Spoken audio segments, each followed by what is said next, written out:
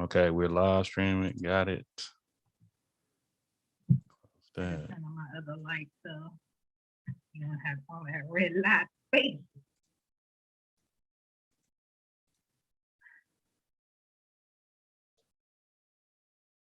Alexa, turn lights purple. Notepad. What you said?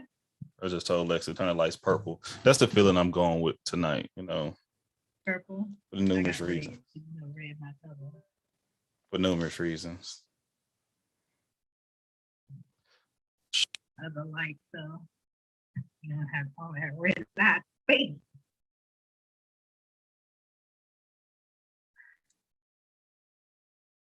Okay. Alexa, turn lights purple. Notepad. All right, I got to mute myself on YouTube. Okay. I don't know who in here watching, but thank you for joining in already. Appreciate y'all. Who is y'all? It was somebody on the stream on YouTube. Already? Mm-hmm. So what's up, people? You know, we got a little bit of a delay, but we're gonna keep it shaking though. Okay. Hopefully. If I hear echo, should I let you know? Oh, it's Kristen Me. It's basically oh no, this is Kristen Me from TikTok. Thank you, Kristen B. What's happening? Hey, Jay, what's going on, y'all? Look at y'all. Look at y'all being on time. I'm jealous. I can't see them. Let me in. Hold on. Are you? Hold on. Where are you on Zoom? Oh, I'm tripping. That's a hard thing. You ain't gonna be able to see them either way because it's YouTube. But let me let you in here right now so they can see you.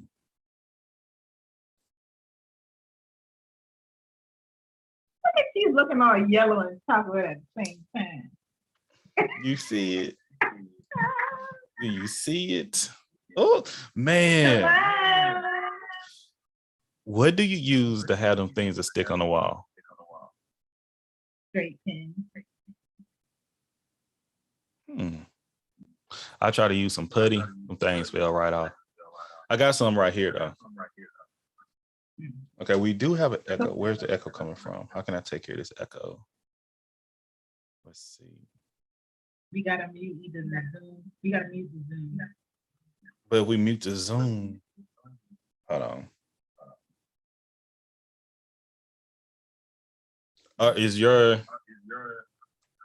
Is both yours on speakers coming through the same thing?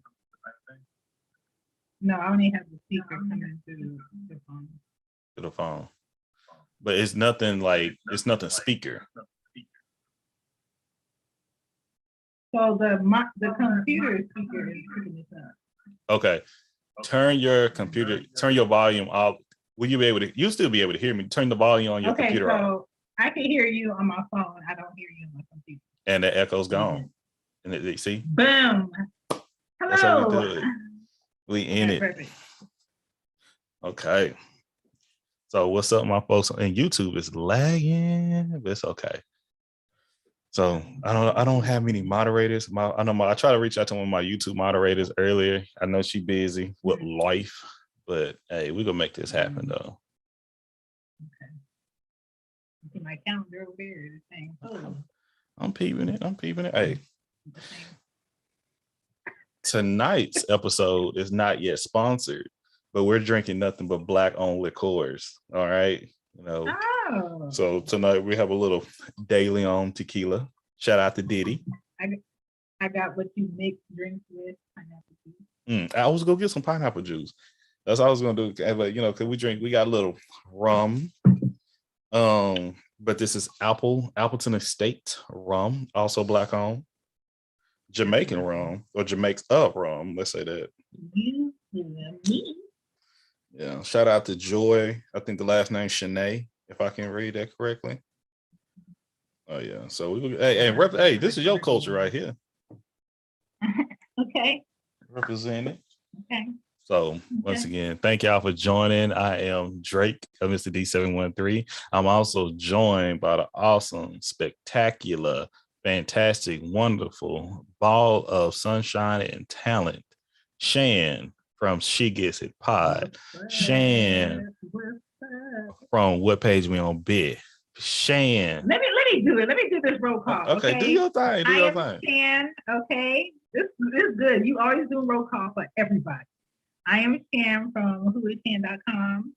I am Shan at Shan Podden on Twitter, TikTok, and IG.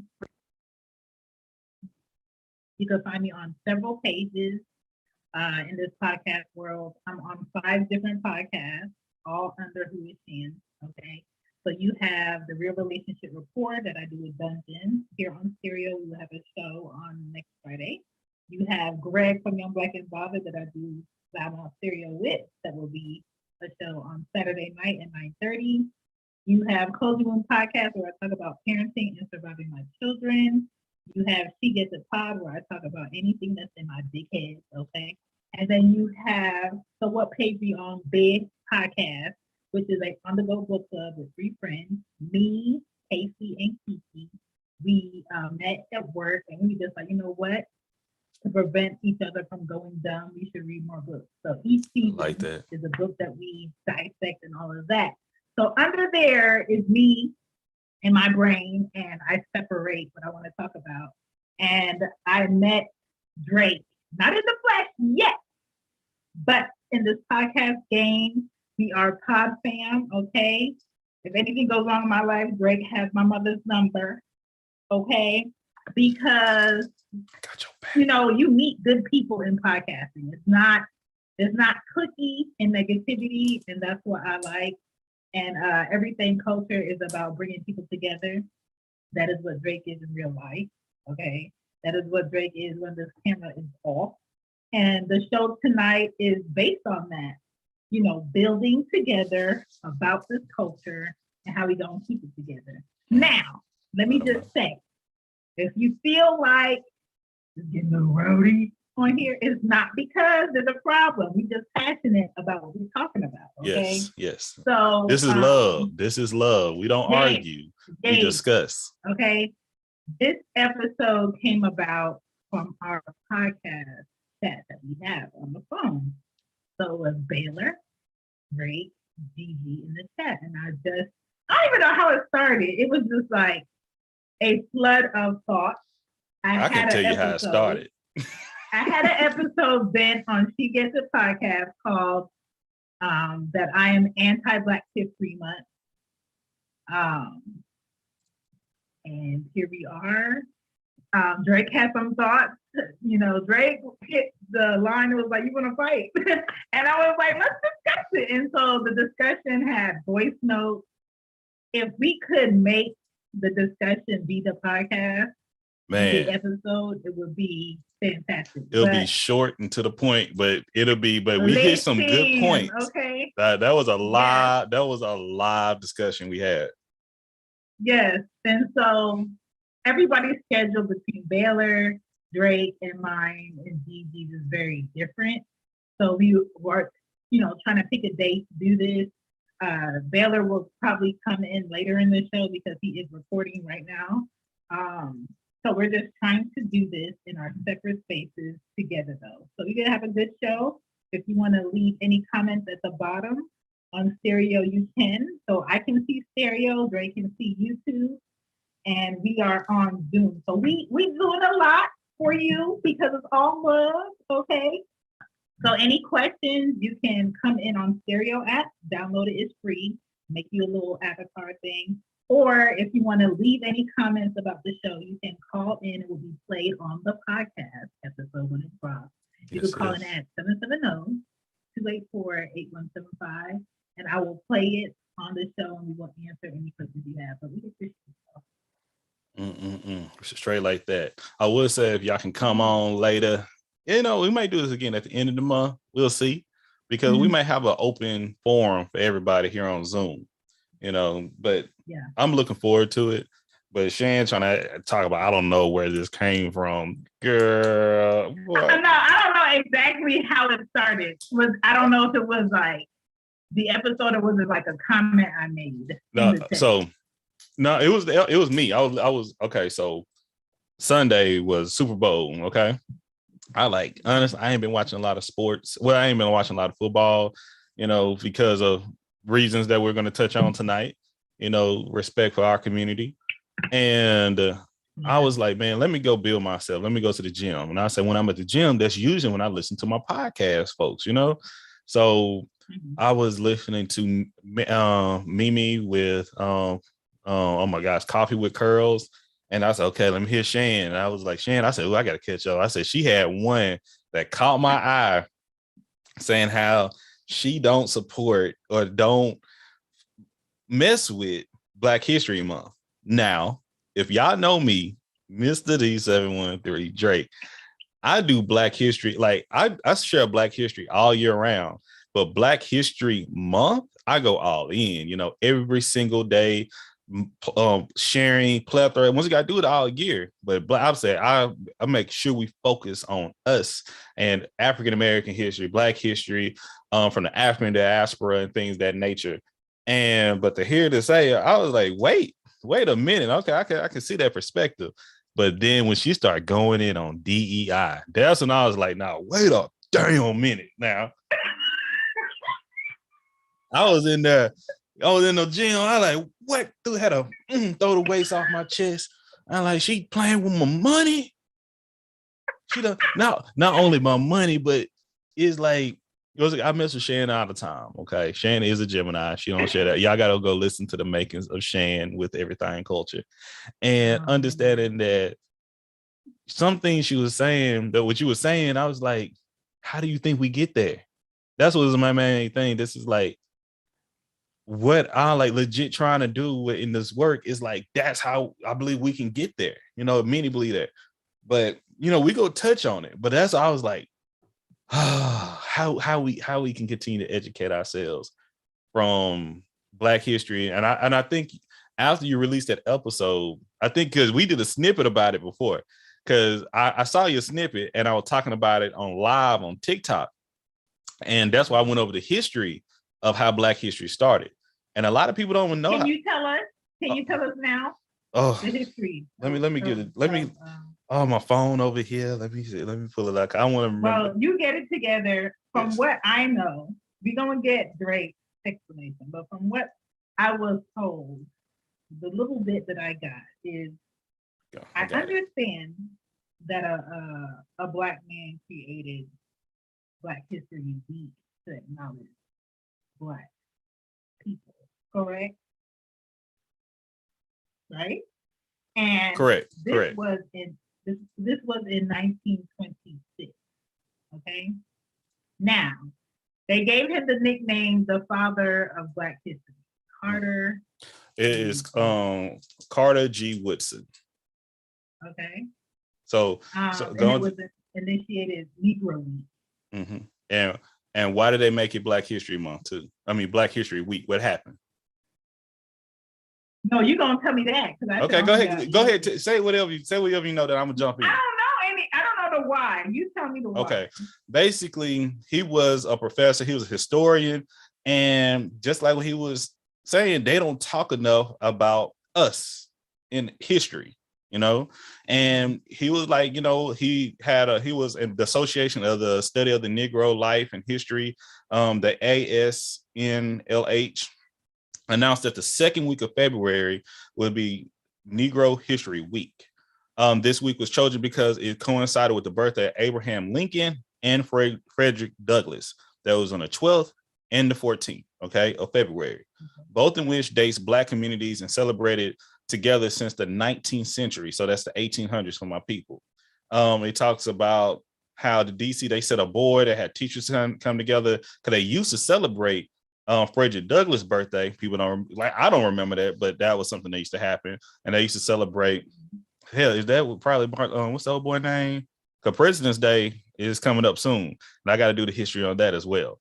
But it was mainly for segregated schools, and they had to make sure something that everyone was taught about African American history during that time. But not until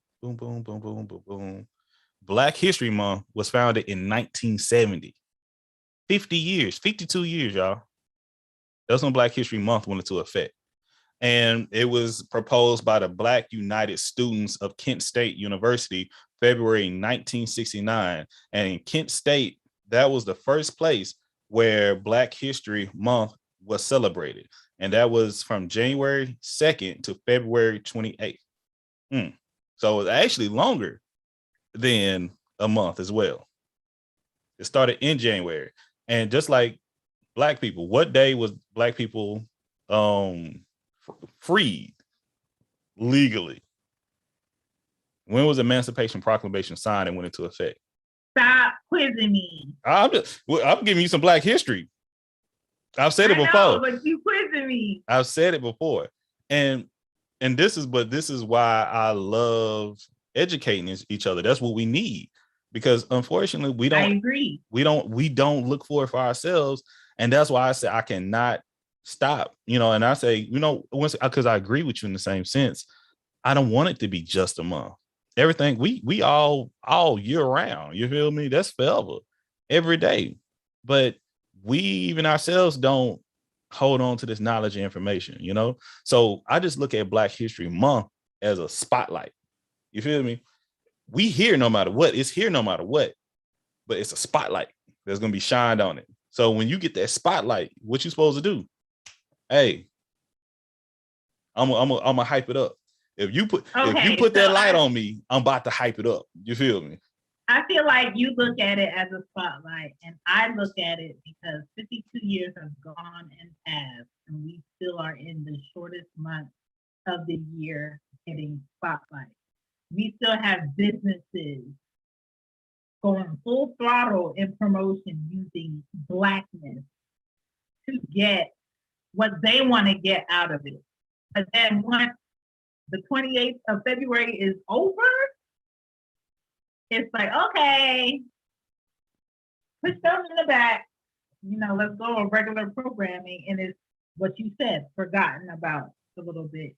But my thing, I'm not saying absolutely do away with it like these people trying to push this bill for critical race theory to be demolished. But that's a conversation. I'm saying we deserve more than this. Why is there a separation of American history and Black history gets the shortest month out of the whole year, and this is it? And then the little whitewash history that is in these textbooks that are outdated for these children, they want to completely do away with it. Yeah. So the point is, it's not about, I want to say the issue with Black History Month, what you're saying, it's a problem with America. It's a problem with the education system, period. I think that's best to say, because the main thing that I was going to say, I think on TikTok, that even with your episode, because you're a podcaster, it's like being a comedian sometimes. You have the right to voice yourself, and I never want anybody to not able to have a voice, even if it's something that I don't agree with, but I was like, I hope a white person don't listen to this episode. That's what I was like, because they go love this shit. They go love this. Like, oh yeah, well, I heard this is why you get they already got enough stuff that is, once they that's what they look for. It's kind of like the situation how they utilize Marcus Garvey. Do you know remember what happened with Marcus Garvey? That's my people. Oh yeah, that's doing your people. Project. He sided with the KKK to send Black people back to Africa. Because he thought exactly it just being us was going to fix it. And what did I say in the episode? In my episode, I said, Black people problems cannot just be something Black people are working to fix. I cannot be who I am in a household of predominantly Anglo-Saxon. Yeah. I cannot be who I am in a predominantly Asian household or community, because that's not where I live. So we need someone at those tables at the end of the day, in the morning, at those schools, having this conversation. No. We need togetherness. Like this can't be just a Black people problem and everybody coming together to make sure this gets done. We can't do that. But the point I'm getting, this situation, when I learned about Marcus Garvey, they used him in a negative way. Once again, they were like, oh, you about to get these coons out of here. Not coons, but these niggas out of here. Let's get them out of here. Every Black person don't want to go back to Africa. A lot of Black people, include my people, and we've had this conversation. I've had this conversation before with a group of just Black men. Our hands and our blood and our work is in this soil. I say so much. I say so often that being Black in America is like being the victim of a domestic violent relationship. A domestic And you violent got to be relationship. the one to pack up and fix it. All this stuff I left, all this stuff I built, all this house. I remember I built this. That's why I grew. You know, I raised these kids. Literally, you know. And then I'm steady treat. And it was in the same thing when you domestic violence relationship, you go groom me. You okay? I won't do it again. Why you thinking about doing it? I'm sorry. Let me fix it. Let me put y'all a name up here. You know, I'm gonna do something real special for you. Let's give you a Juneteenth, and let's allow different states and governors to not acknowledge it and have your Black ass at work. Yeah. Because that was me. That was me with a company that has a diversity section. And every time, that's why I said every time those emails come through, delete, delete, delete. Because you cannot tell me you respect the struggle of Blackness and not recognize this day and have people at work and skip over it and don't have a conversation about it. Who is your diversity specialist? Like, who's running it? I don't know. Like I said, I delete those emails. You need to stop deleting it. This is just my advice. What they're doing, you're not. And that was the conversation I had today with my folks. How the hell are we gonna make progress if we don't talk about it? If we don't engage in it, you know? If we sit on the sideline and just point and don't put no action behind it, it's hard. The people who, like, y'all know me, the people, my coworkers that know me, they know I'm about this, you know? But the ones that maybe on the outside looking in don't know too well, oh man, woo woo. They're like, you need to go talk to Drake. You need to go talk to him. I still got to be professional. I got to still be and we talked about code switching. My thing is code switching. I say, one guy say, don't ever code switch. I'm like, you code switching no matter what. Code switching makes sense. You got to survive sometime. When you around, when I'm around elders, I code switch.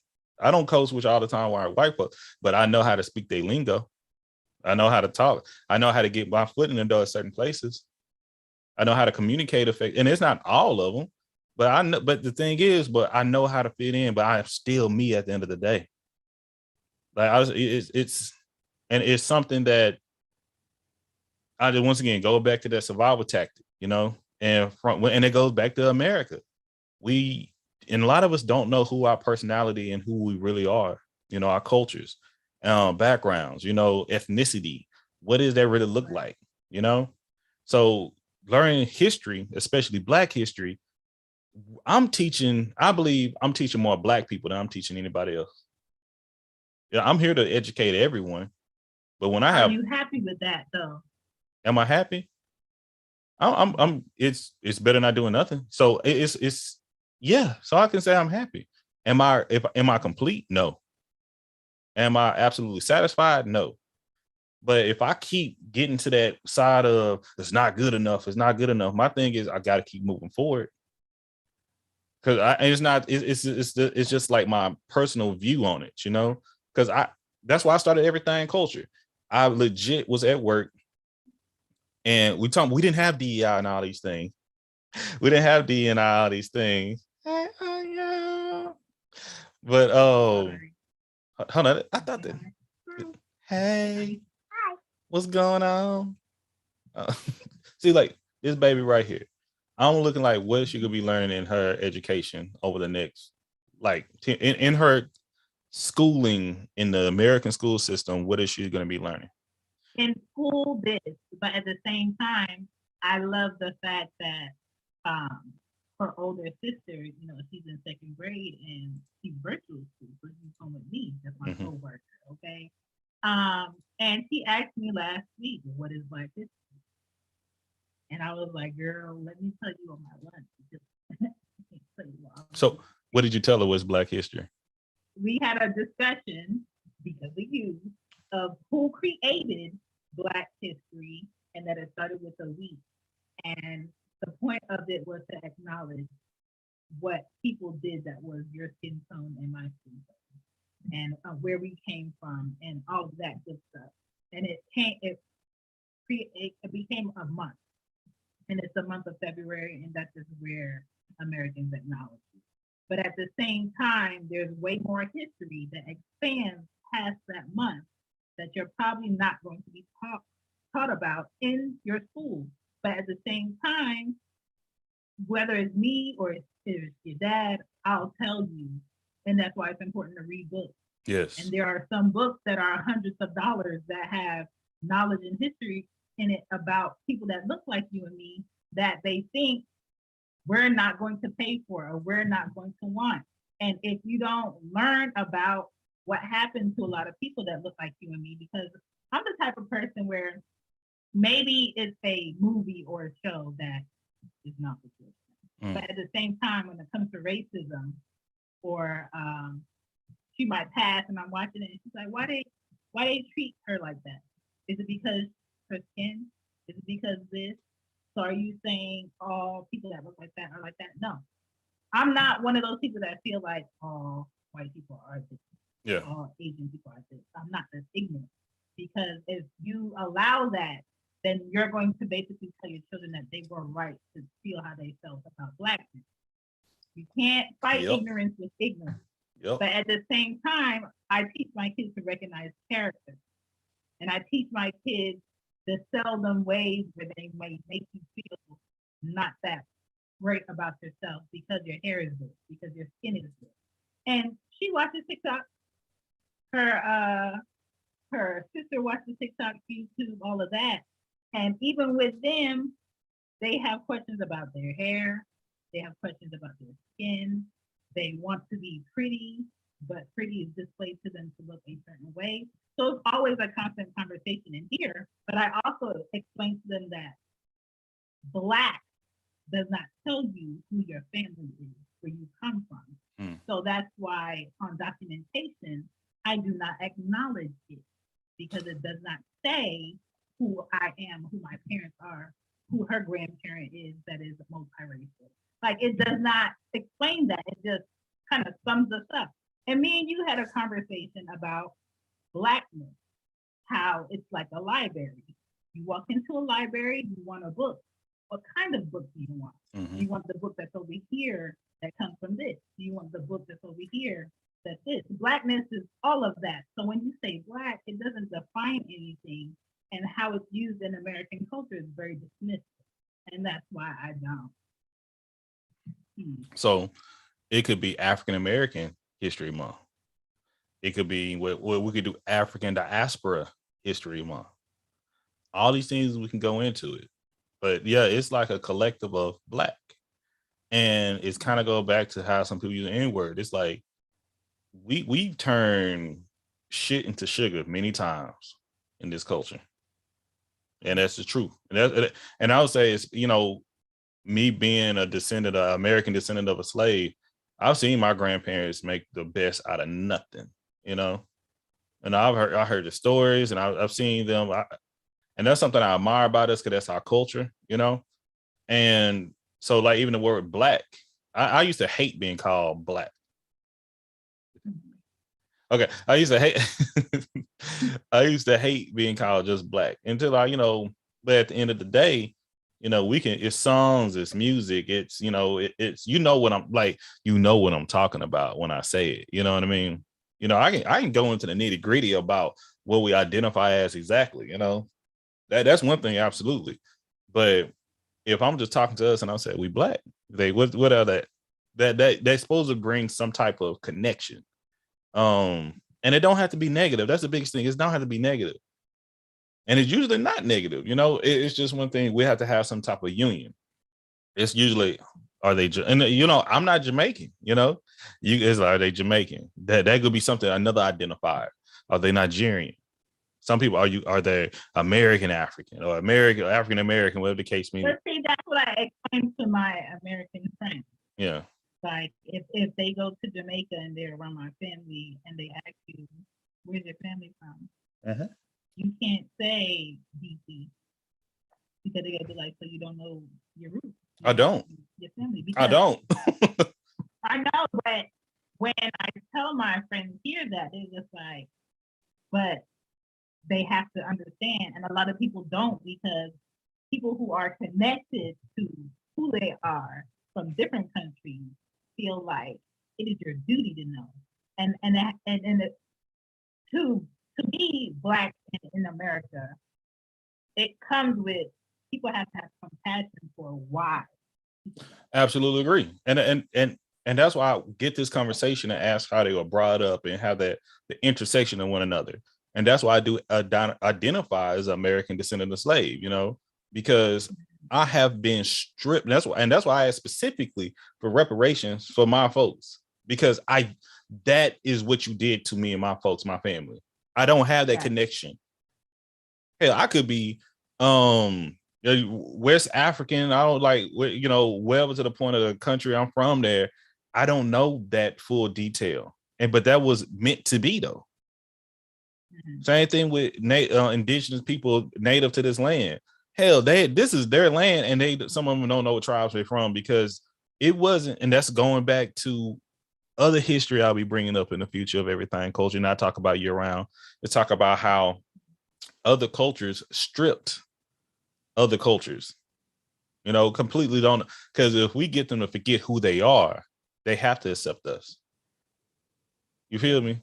And it worked on a lot. But you know what? Just like we talk about, hey, I'm an owner of this just like you are, or even more. That's why I say I fight for reparations. I fight. And the thing about, they want you to stop fighting. They want you to say, I don't care about learning. They want you to just let it slide. They want you to forget. I'm telling you the truth. It's not to the point that we just keep bringing ourselves down. But that's what we talk about. I'm reading a Black history book now. And when you talk about Black history, when you're talking to your child, I would have said Black history is everything. That's my response. But Black History Month is the highlight. That's when people mainly talk about. We can talk about it anytime, baby. Anytime you want to talk about it, we can talk about it. But it's when people usually highlight it. So when it goes to that point of, like, I'm a gamer. It's a game that I love called Civilization. And they go into details about Civilization before. Civilization's like, oh my gosh, I can't even think of the dude's name right now. With the Incas, they go through civilizations that don't exist anymore. But when they talk about, every time, when I see somebody like Gilgamesh, and they talk about Mansa Musa, I like, that's my first learning about Mansa Musa was from a video game. I go in and they go into detail. This man, and I started reading up on Mansa Musa. This is the only being that was able to control the influx and stock of the standard of gold. That Black man, what African, and the Moor, well, you can identify him as specific, from Africa, had so much gold. He was just giving it out to people. He would travel, just traveling, going to different countries, going to different areas, and just giving out gold. He got about so much gold, it dropped the standard of gold. It became like everybody got it, don't mean nothing no more. And then politics were played. Politics went into effect when other leaders in the country had to make gold scarce again. And Mansa Musa. And then there was that rush, 2010, about gold. So, but Mansa Musa was like right after Christ, like, and Mansa Musa, like, in Africa, they, once in these books I'm reading, it was between Christianity and Islam, back and forth, both of Abrahamic religions. But all those things went to the effect where they pulled Mansa Musa built this huge legacy. His son, I forget his son's name, but something Musa, lost all of it. He ruled all these nations, all of his lost. Learning how all these things happen when we really can learn the past is when we can plan for that future. That's what I say. But when it comes down to, like, once again, but that's Black history.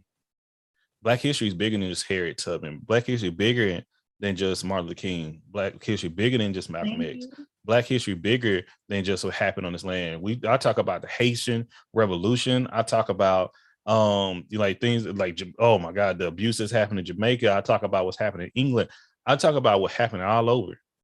But usually people don't pay attention until Black History Month. Who like it? That's just the truth.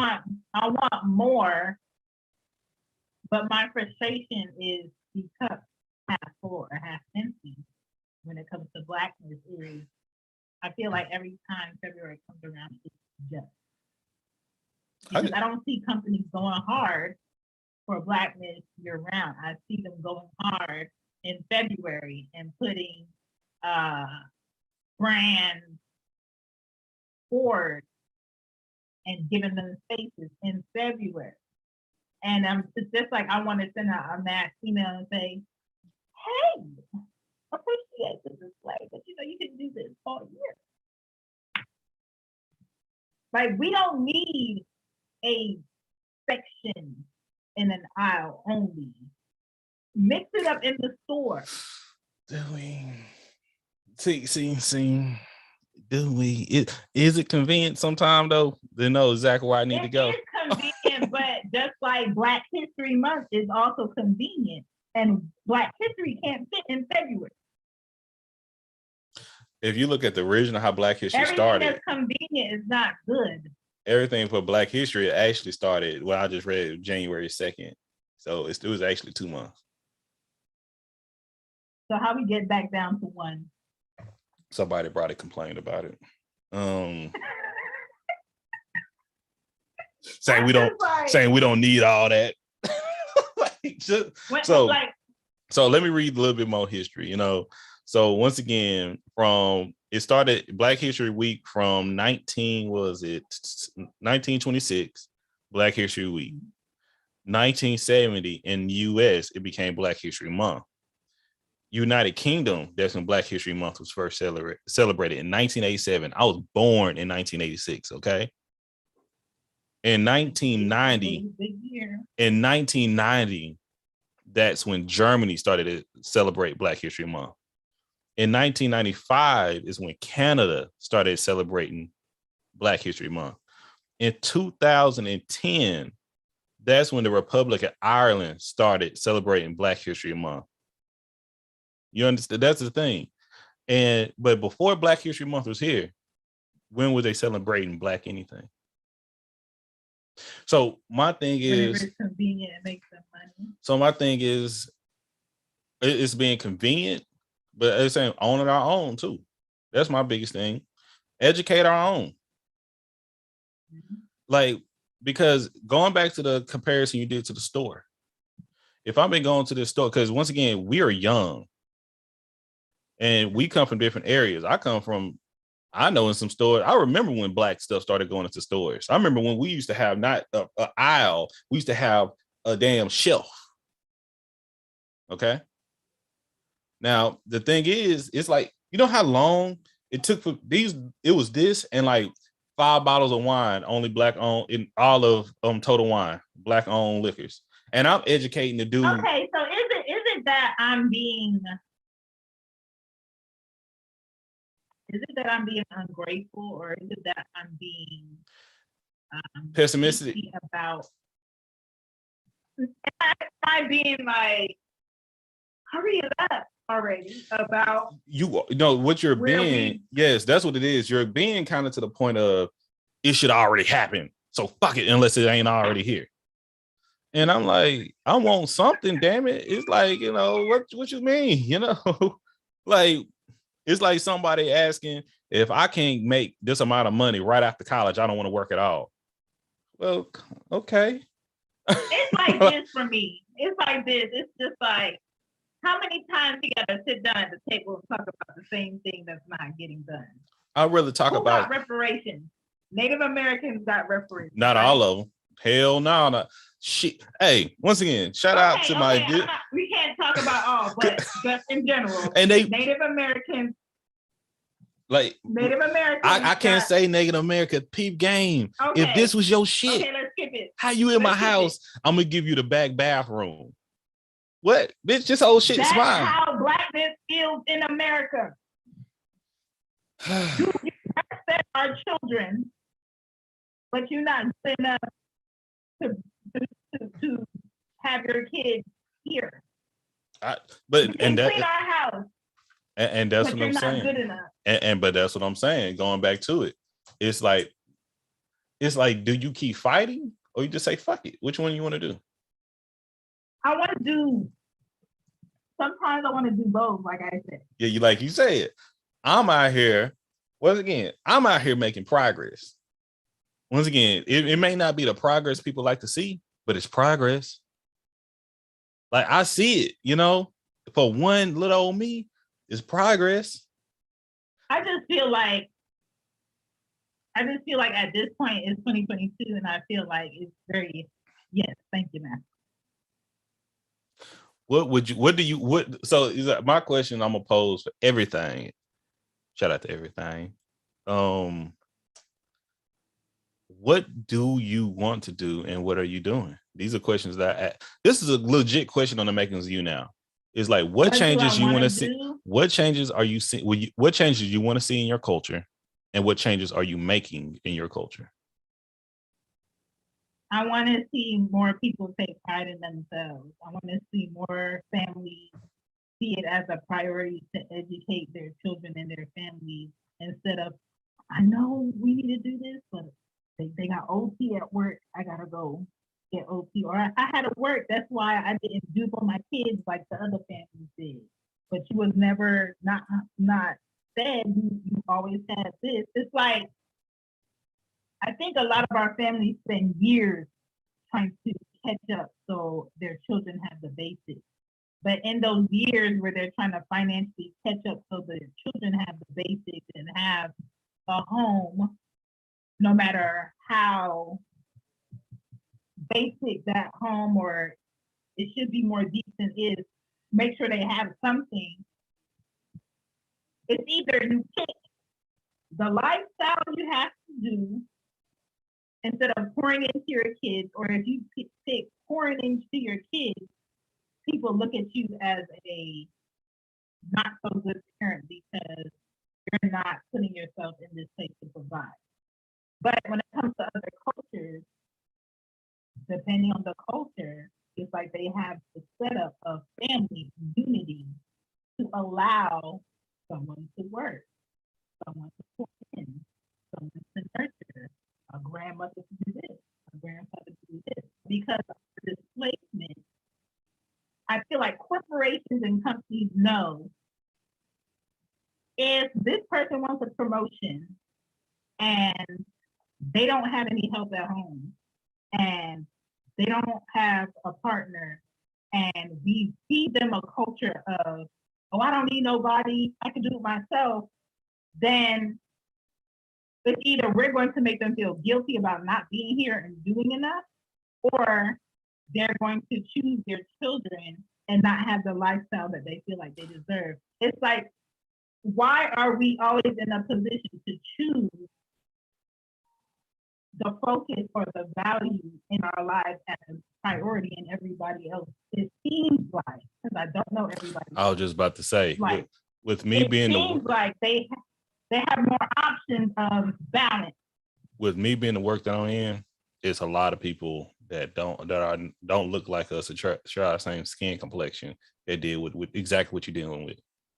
I mean, exactly what you said. That is not that's gonna say that is not like it's a culture, but it's not specific or siloed to Black people. Now, are there other things? Absolutely. Yeah, I'll say siloed to us. But that's an addition to the things that we see. Because the things what you were just saying, oh, that's a lot of what these dumbasses that voted for Trump. Right? Like, you were a victim of this as well. Like being poor. They found out afterwards, after he got in there. He said that he's not working in our favor. Siri, I'm not talking. I didn't get that. I was not. Could you try again? Get the hell out of here. What the hell you even think I'm talking to you for? But so I'm gonna go back and ask the question again. What change do you want to see in your culture? Just give me like 20 words or less. What change you want to see in your culture? Financially, family-wise, resources-wise, and perspective-wise, I want to see more unity and focus on that for my culture.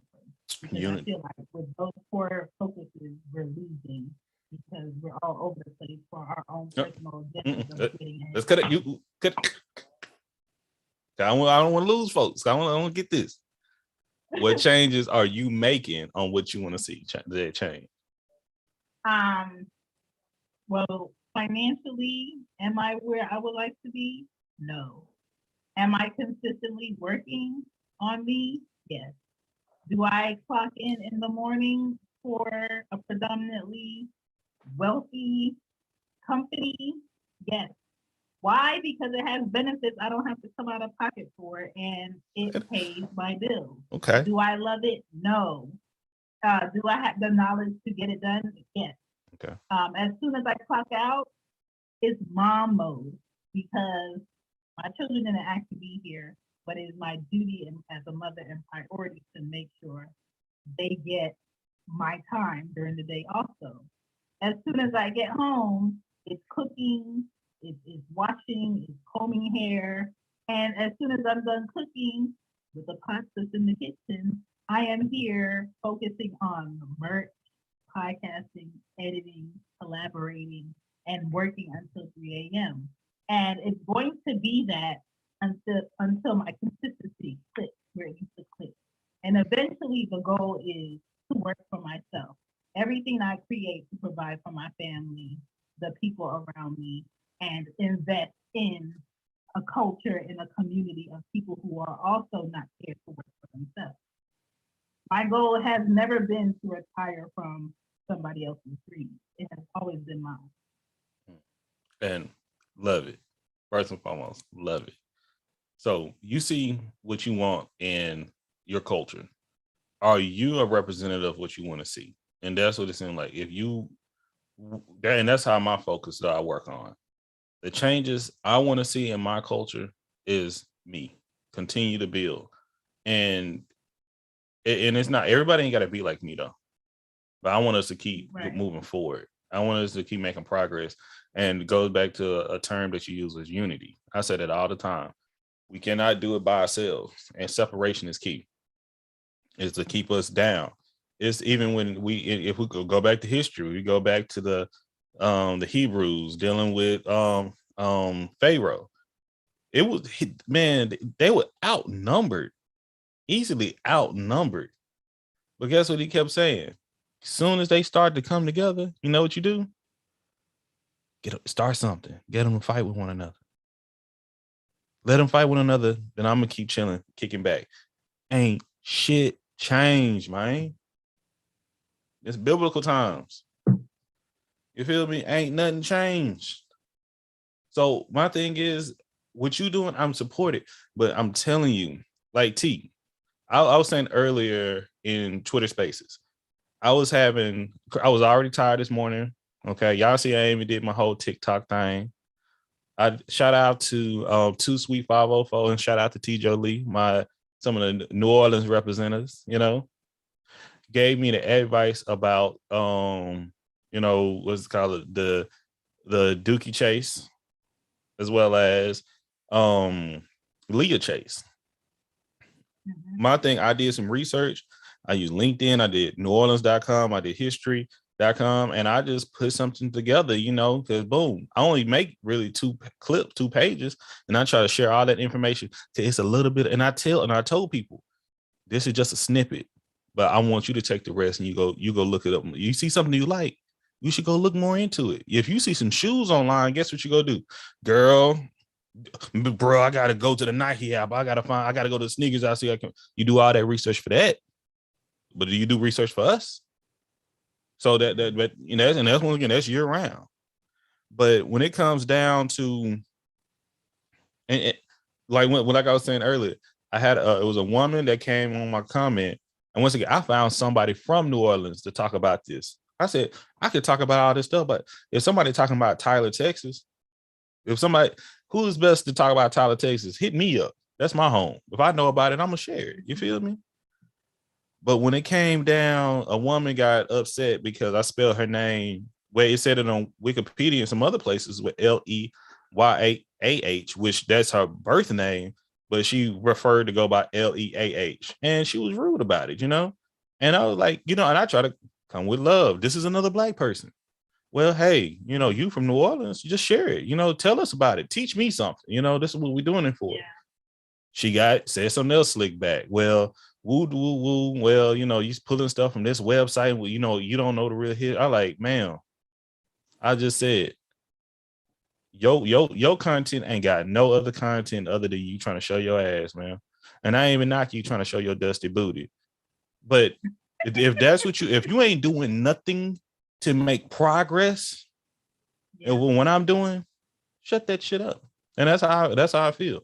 Like, if you ain't protesting, you ain't fighting, you ain't paying, you ain't donating, but you got your mouth open all the time, I'm not here for that. I'm too grown. I'm 35, man.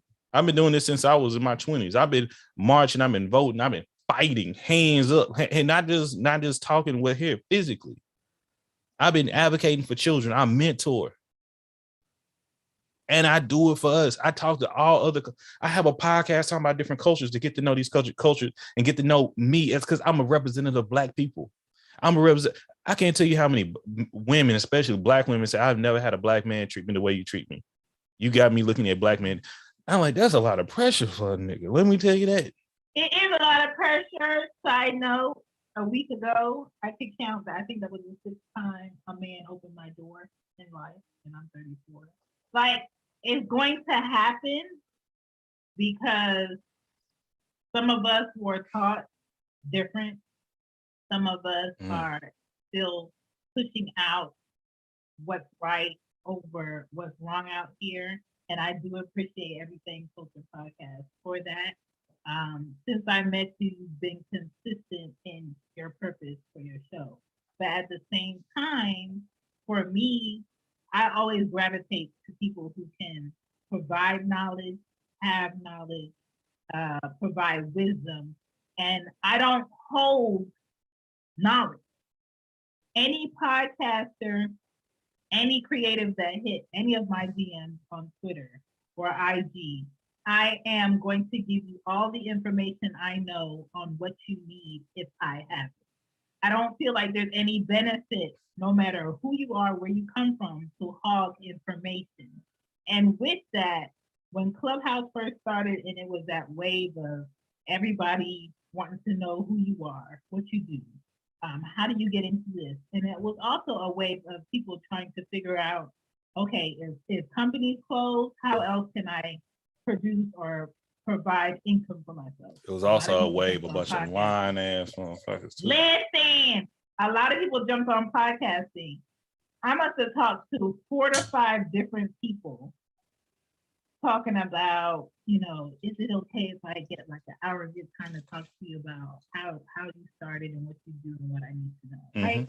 Give them the information. Go. And I don't mind that, because whatever information I gave them, hopefully they use it or they can tell somebody else. Yeah. I'm never going to hog information. But what I don't reward is people that come to me for me to do it for them, but don't want to do the work for themselves. I will not reward you with that. I can't give you my time. It's too expensive. And I'm not talking about in cost greenery. I'm talking about life. I'm one person. And like I was telling you early this week, I figured out what my trigger is.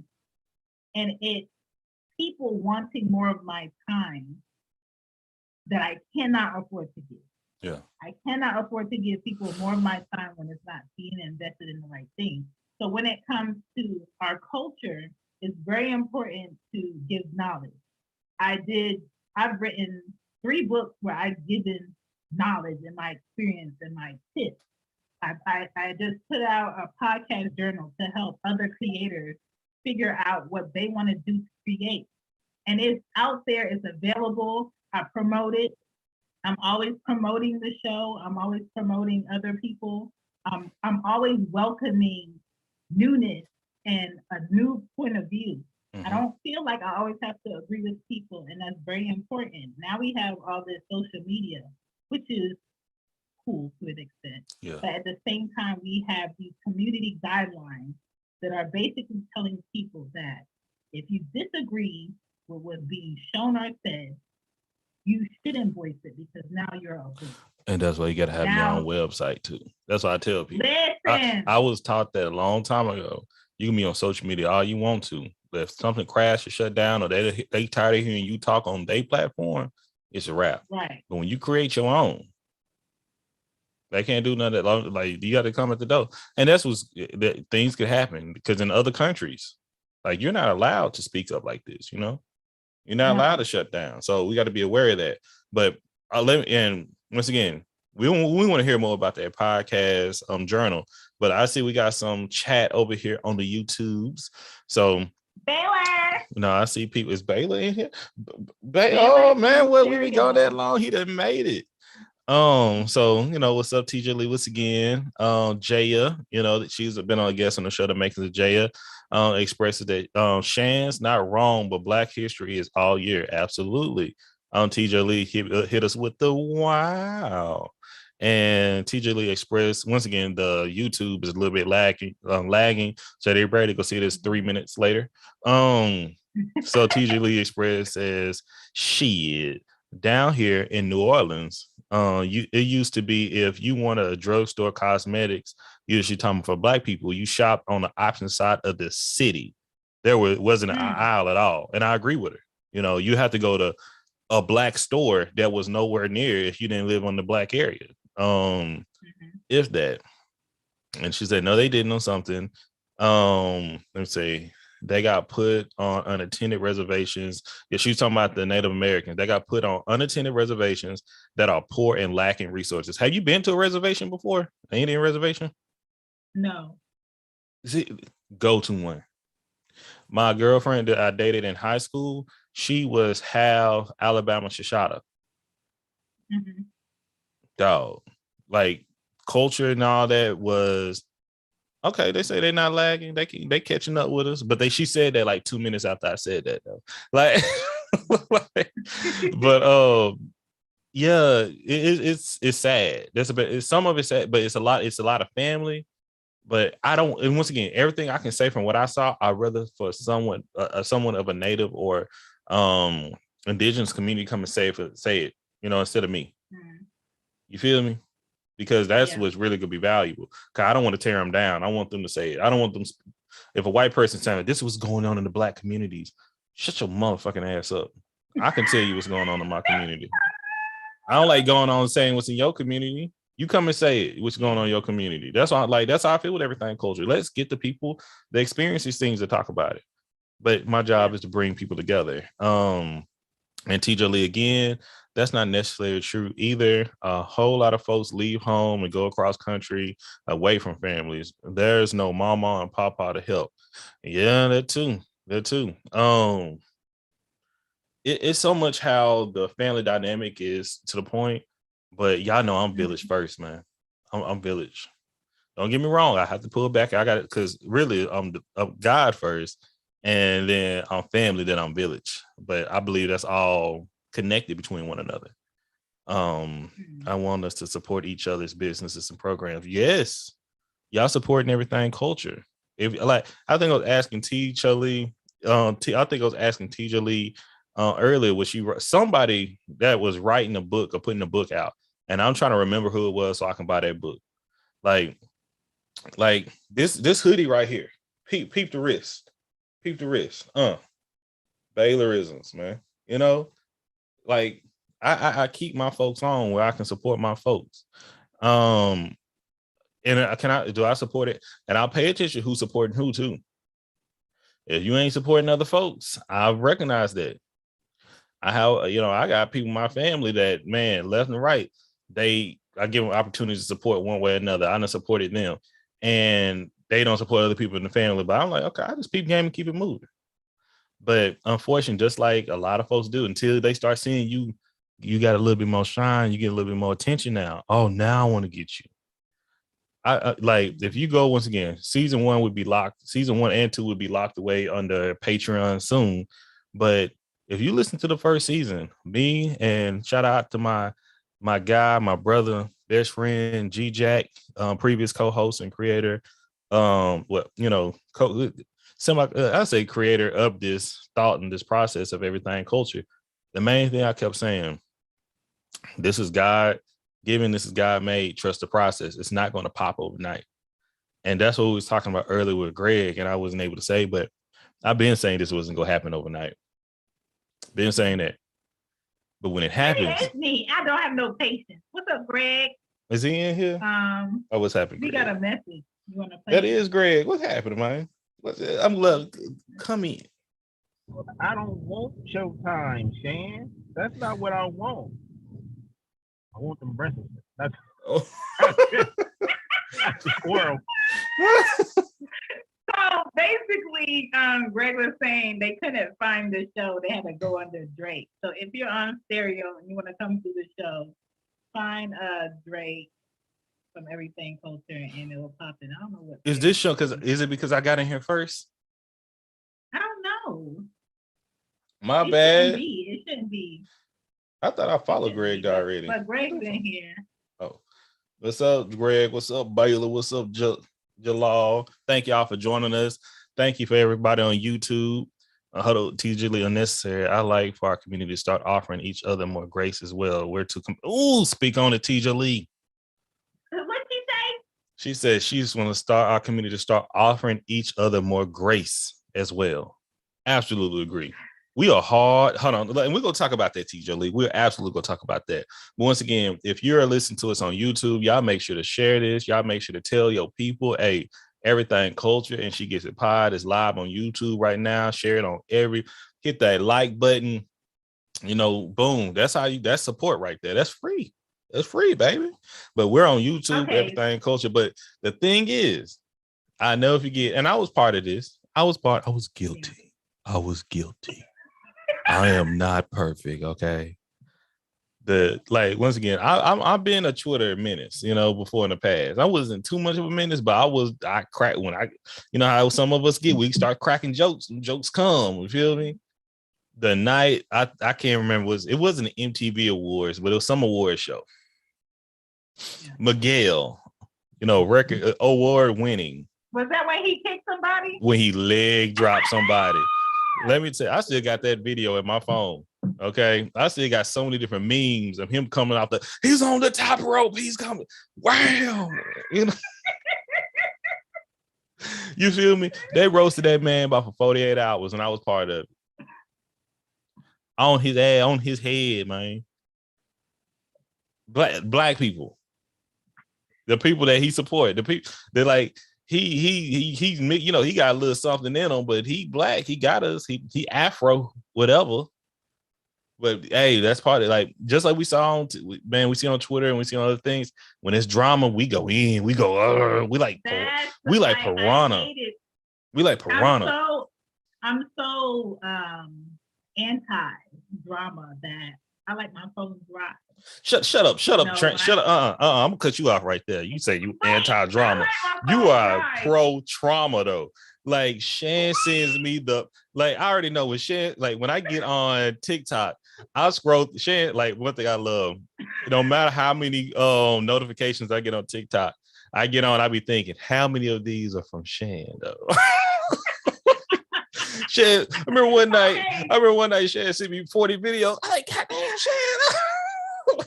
I thought one of my videos popped. I like, these are all messages. But one thing about Shan be sending me stuff, and I be like, Shan, this is too much. How do you get what's going on in your head, Shan? This is some hard stuff to watch. And I guarantee one of Shan's video is going to be blocked. Now I don't even tell her. I said, I can't even see that. And I said, I probably even need to see it. I just keep scrolling. Every time one of the videos, I said, how graphic it has to be blocked. It's just like that.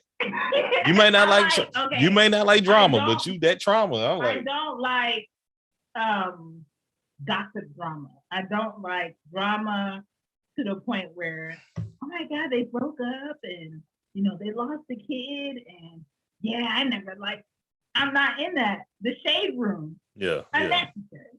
Okay. It's not making people better. It's making people more engulfed in a life that does not does not. They ain't gonna do nothing for anything me. them. Yeah. And so it's been so bad for so many years. In college, it was World Star. What's on World Star? World Star still open, y'all.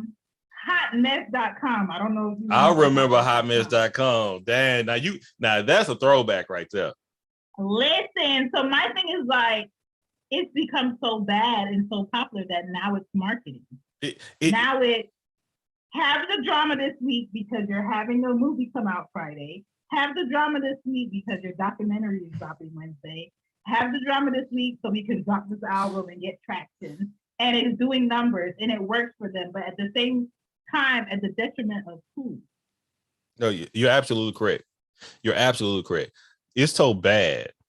I just recently purchased NBA 2K22 on sale. If you want to hit me in that rec on the PSN, it is Sir Drake HTX21. Holla at me. I have a center and I have a point guard, glass cleaning, and sharpshooter. So, playmaker. But in the game, that was something called my career mode. Okay, if you don't know game, it's where you pretend like you're going through college, then you're going to the NBA, you got to go through the draft, and you got to be on the team, then you got a little drama with your coach. Everything you just said, Shan, it's in that game. It tells you that you have a marketing manager. We got to get you some drama. Tweet this, say something like that. I'm like, oh, you teaching these kids this? You messy little bitches. Like, listen. And they saying this. It's not that you gotta. It's not so much you gotta work hard. You gotta hit the gym. You gotta really play. You gotta be a little messy. You gotta be messy. That was like, I just be skipping all this. I can't. Last year you had drama because you really had drama with somebody else. You know, you had a teammate, a person from another team that you had a rivalry with or something. Now you got to be messy online, and you got a YouTube channel, and they talking about your YouTube channel, and that's how you get your followers, by being messy. I said, this ain't the bitchiest NBA 2K I ever played before. Listen, I'm talking to you, Ronnie. How did we get here? How did we get here? But going all the way back to Black history, the Black support, the Black culture is what is. I know what my foundation is, but what is our foundation now? You know, I believe our foundation is so cracked. When we don't get along, if we're not seeing eye to eye, what is our foundation is African Americans. Whatever our foundation, what do you consider yourself? Do you consider yourself Jamaican or Jamaican American? I always said two or more races. My mom called me Jamaican, but that's really not a thing. My thing is like, I just want to get the focus from skin tone. What are you? You want to get what? The focus from skin tone. What are you? If you want to know, have a seat so I can explain. If you feel like it's not that important, don't ask. And that's my attitude towards that, because you knowing my race is only because you want me to fill in the blank. So at the end of the year, this company could get an award for being diverse. Well, I'm asking you just as a friend with everything culture. So if other people out there may be feeling the same way you feel, like, what do you identify as? You know? Because you earlier, because you said you don't like Black. So what do you prefer? Right. I would have to say I'm American, but that's not an option, right? You have. That's your nationality. I'm American. That's my nationality. Right, but people don't want that. Well, fuck people. If you identify as American, you identify as American. I identify as a nationality. For instance, when I went to go buy one of my guns, there is no option for anything other than Black, white, Asian, and you have to pick it. You don't pick it, you don't leave the store out there. That's crazy. It's kind of like sometimes there's no other option for you. You have to fall into this square of representation of who you are. So for me, because I was not born and raised in Jamaica, I can't say my nationality is Jamaican, who is predominantly my family, Jamaican. If you're gonna go back another generation, then you can say I have a Jewish side, I have an Irish side. But if you look at me, you're not gonna know that unless you want to have a conversation. A lot of people don't want to have a conversation about that. They just want to know that you fit here.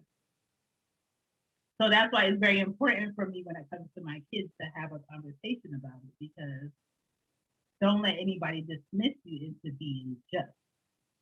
Know who you are, know, where your family is, and it's okay. The makings of you. Into a box. The makings of you. Absolutely. But You it's and what you're saying is very deep too. We got Black and Bahamian and other. Okay. So I asked this because it's real. And thank you for sharing, by the way. I appreciate your transparency on that because always it's needed. Because like you say, it's not just that. Like when I say I'm American, descendant of slave, I'm Black.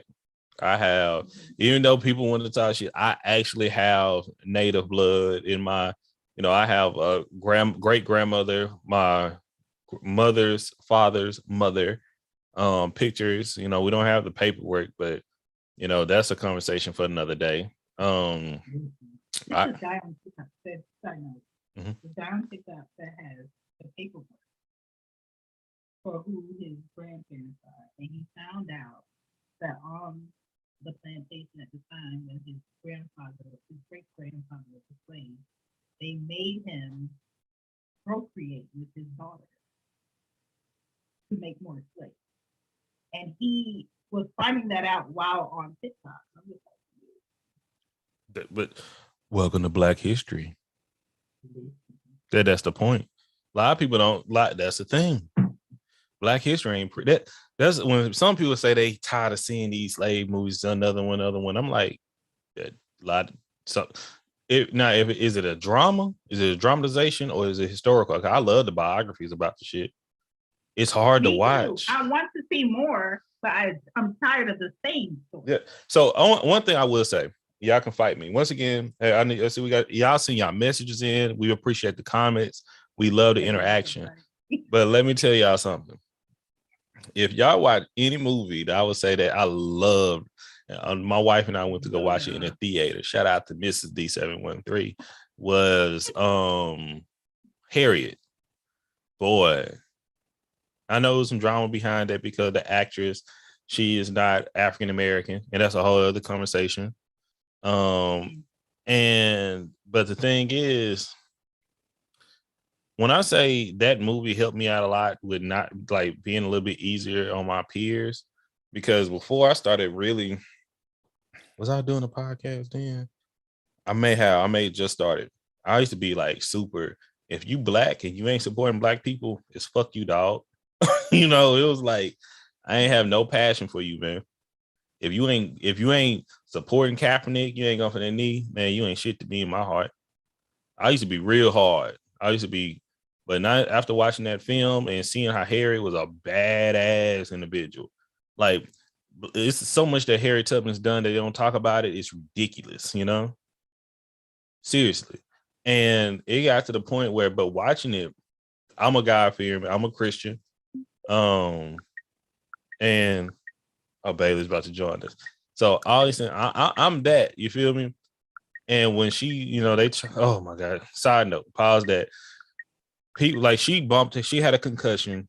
She was hitting in her head. She was hitting her head by an object when one Black person was stealing from a store, and the store owner or the slaver threw something at the other person running and hit Harriet. Okay. So Harriet started having those visions. All these from historical belief. She always had visions. But I know people started talking about she was a witch on TikTok. I'm like, everybody wasn't a witch. She was a fucking Christian, you crazy motherfucker. But hey, either way, the thing is, she prayed about it. She just stepped out on faith. And that's some of the hardest thing we have to do is stepping out on faith and putting that risk. And she risked it so much for our people. And one thing she did, like, what happened? Do you know what happened with Harriet's husband? Her name really ain't Harriet Tubman, right? Right. Yeah. Right. So her first name is her mother's name. Her last name is her husband's name that they end up separating. And the reason how she escaped, she came back to get her husband like 2-3 years later, but it was rumored that she died when she jumped off the water. So he didn't get some, a new woman and all that, and it wasn't no, oh, I'm just leaving you. He thought she was dead. But Harry, was like, damn, I came back to get you, to free you, and you got a whole family. So, but he can't leave. He was scared to go. So she tried to get her siblings. They were scared to go. Try to get her mother, her father, scared to go. She was able to bring a couple of her siblings, and she brought some other slaves with her. She said, okay, y'all ain't ready, but I'm gonna come back. They came back. I'm like, damn, you brought more people than we thought. She was like, oh yeah, I brought them back. She like, I'm going back. And the people from the freedmen at the time, that was not only black people, but white people as well. They were like the Underground Railroad. They're like, bitch, you trying to go back again? No, we can't do that. She was like, fuck y'all. I'm going back. Went back. Yeah. Oh, Baylor. Oh, that's Baylor. Can you hear? Oh, no, he can't hear me. Can you hear me? What's up, Baylor? He muted himself. Yeah, that tunnel whooping his ass right now. We can hear you. We can hear you. This is Baylor. I thought I was on mute this whole time. No. We can hear him win. I just wanted to introduce him so he's not sitting up here. Wow. I thought I was on mute. My bad. No, we just wanted you to introduce yourself so people know who is this Baylor up here. West Side, nigga. You know who it is. Baylor, BTG for president, overthrown with BTG, Baylorism on Twitter, Baylorism on TikTok. And I had a marvelous rant for you guys tonight. Oh, we all for it, baby. So after a break, give us our education, we don't let Baylor go in. Okay, so I'm gonna throw this out right here and let it go. But the main thing with it, she always came back for her people, and every time she came back, who she was looking to bring back, she brought back somebody else. But she always kept moving, coming back forward, moving. She never stopped. She never stopped praying, but she always consistent on her move. She may not always got the people she wanted, but she reached so many others, freed so many people. So many black people, you feel me? So that's kind of my mindset. I may be trying to I try to reach my family. I try to reach my, my cousins, my nieces, my nephews, my friends. I may not be able to reach them with everything culture, keep it a buck. But if I'm reaching 10, 20, 30, 100,000, a million more, is that it kind of go back to that question that you were talking about. Am I happy with that? You remember that at the beginning of the conversation we had? You asked me, was I happy? That's what made me happy. I've had people legit comment. Cause I used to, when I used to go on Zoom, I used to send my Zoom out on Twitter, and all type of weirdos sometimes would jump in. You feel me? And I've had people, black people from different countries, from Europe and things, come in and try to troll, be straight assholes. But legit, I don't know what it is. Once again, the pillars of everything culture is respect, communication, and consistency. I believe that's what it is being genuine. I had dude come in, and when I said don't discount World Star, because people in other countries still look at World Star, and he was talking about how black people need to stop doing this, and black people and black Americans need to stop doing, black Americans do it, and black Americans put their money together, and if a black American, if a police officer kill one of your family members, y'all just need to kill them, stop being cowards and all this and all that. And I like, hey, I had quite a few black Americans here, and they was about to tear this man's head off. And I was like holding them back. But I said, hey, let me handle this. Let me talk to you, bro. I said, everything you said, I grew up poor. I grew up with a parent that was substance abuse. I still went to college. I still graduated. And I'm like, bro, You talking to many of these black people here have an education and have good careers. And it's not that simple. And I start showing them videos and pictures. I say, you see how the police officers and things are set up, and you see how they break us down when we do trying to unify. Do you understand? It's not just easy to start in the banking things. It's systemic for us to be brought down. And that's why you have to know the history of it. Because when you learn the history of it, you see that the shit is still happening. And how do we break this shit down? It's unity. And we have to still have to make progress to fight or cut shit off. Because if you understand what's been done before, we got to look at what happened to not Sammy Davis Jr., but Sam Cooke. You got to look at what happened to Malcolm and with Martin Luther King. You got to pay attention to what's going on in history so we can learn how to alleviate these dangers. Because if they don't kill you, they're going to kill your character. Right. And guess what? The only thing they need to do is put a rumor about you. Your own community go kill you. They ain't even got to do a lot no more. But we see what they do when they kill us. The picture that they dig up is exactly. But we jump on, a lot of us jump on that bandwagon. Once again, they ain't even got, I'm telling you that it's just such a systematic oppression, a systemic and systematic oppression of it. And what are we doing to make that change? So when I was able to talk to this dude went off. He started showing his face. He legit apologized and was like, hey, man. I like, hey, man. He was like, hey, I came in here to give y'all hell. I ain't even gonna lie. But he said, I've grown so much just being part of this conversation, man. It's like, I've never talked to Black Americans before. I didn't know all these things. He didn't even know about a lot of stuff we talking about Black history. He had no idea about the shit. Because once again, they didn't start learning about Black history until 1990.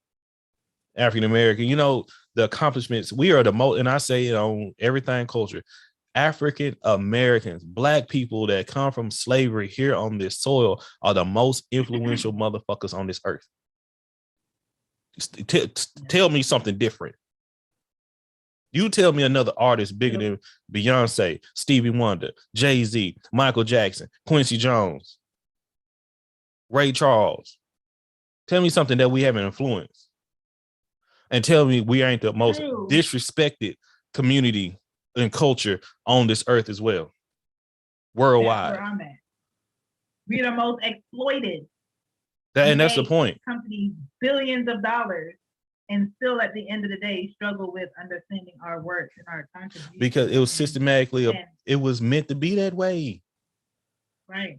It's like I said this in a training, and once again, around white people. Systematic oppression is so strong, it's like y'all drinking water and breathing air. Y'all don't even know when you're doing it or not. It's so normalized. That's why I'm just like, we got to stop acting like other cultures, get smacked on the wrist for what we don't. And discussions of why this is allowed here and this is not allowed here cannot be looked over. When we want to open up businesses, it's a very slow process for us to get support in those same vendors. Same way like when Black people had land in the South and they owned land.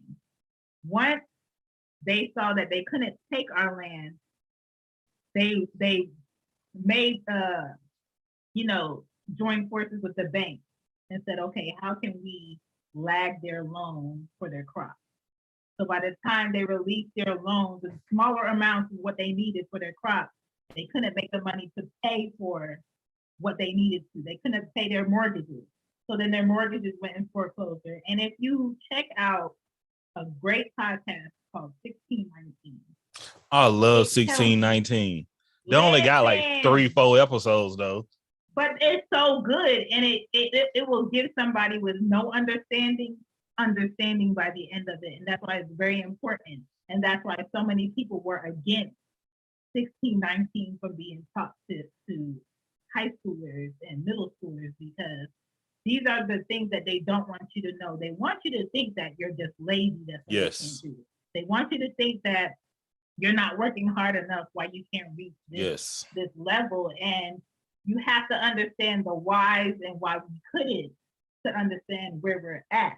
But at the same time, you can't pause and laugh and relax right now of where you're at and think that this is the quote unquote good life, because what you don't correct and what you don't fix and what you don't give knowledge to, your children are going to have to deal with.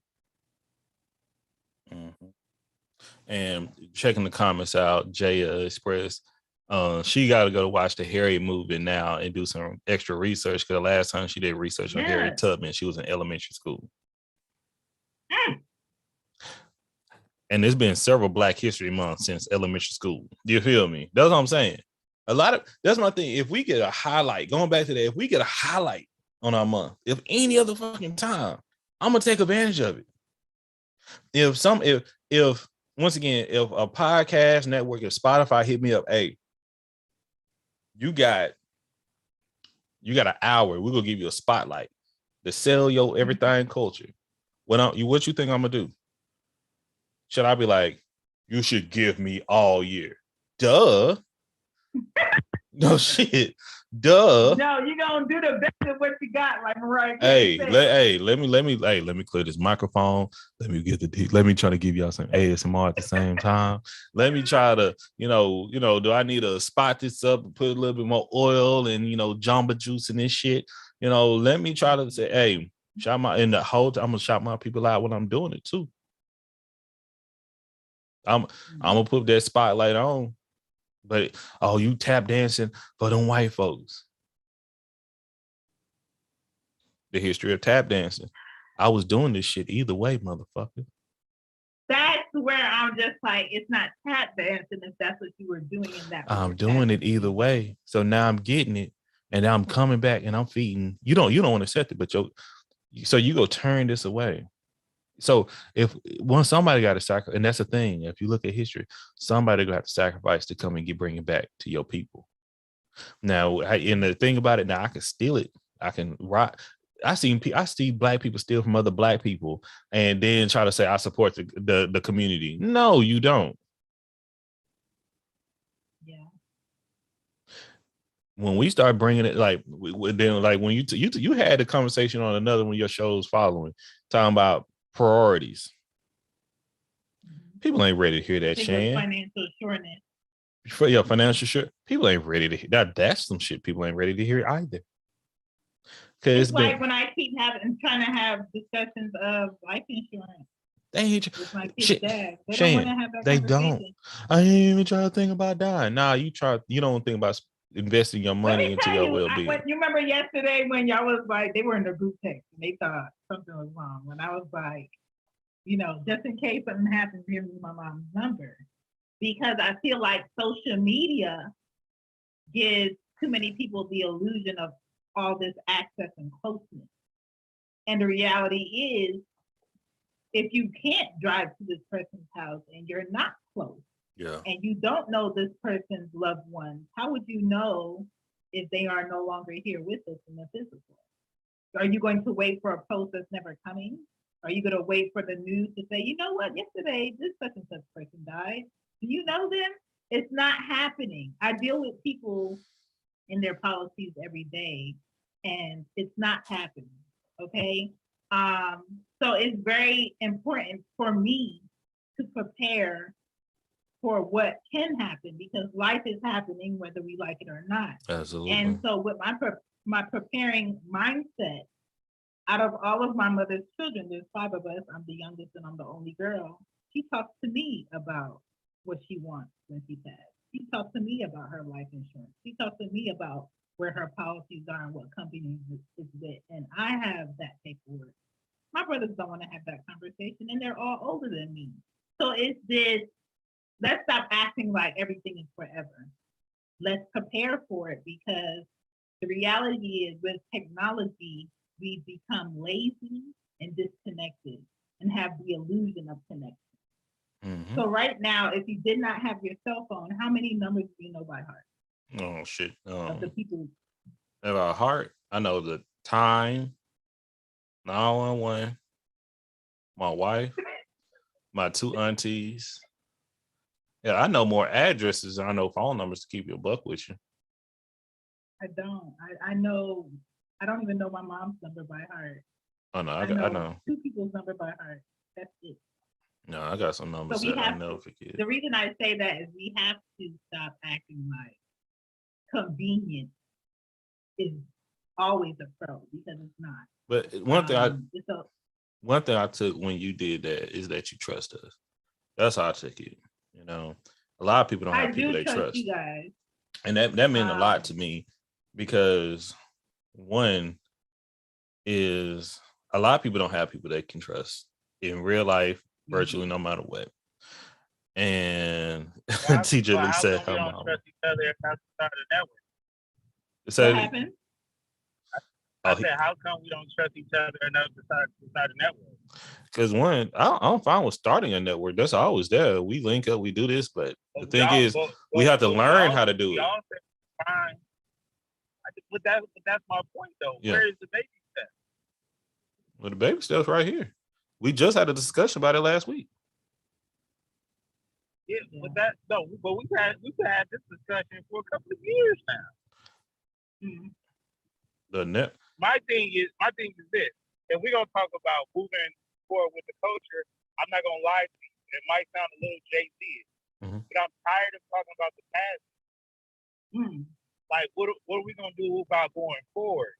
I've seen Drake accumulate a lot of followers through TikTok. I've seen Shan make over 6 million episodes.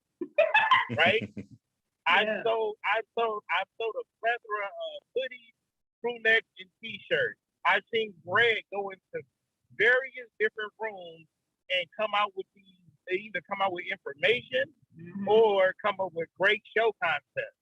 Right. Yet and still, whatever we're fighting or whatever goal we have, we're doing it individually. Yeah. That's the issue that I have.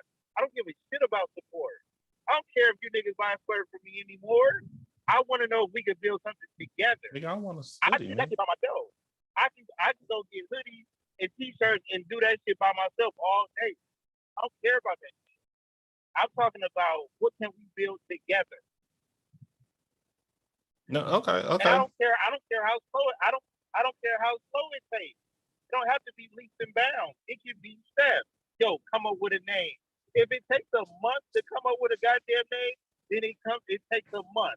Then after that, what's the next step? And then what's the next step? You want to know why? Because I follow the people that had already done it yet that started from the bottom. And what do they all have in common? These niggas is working together. Unity. One common goal. And that's just to make, now they making similar content. Yo, somebody got to be the security guard. Somebody got to be the cameraman. Right. But we ain't doing that. Individually, everybody is awesome.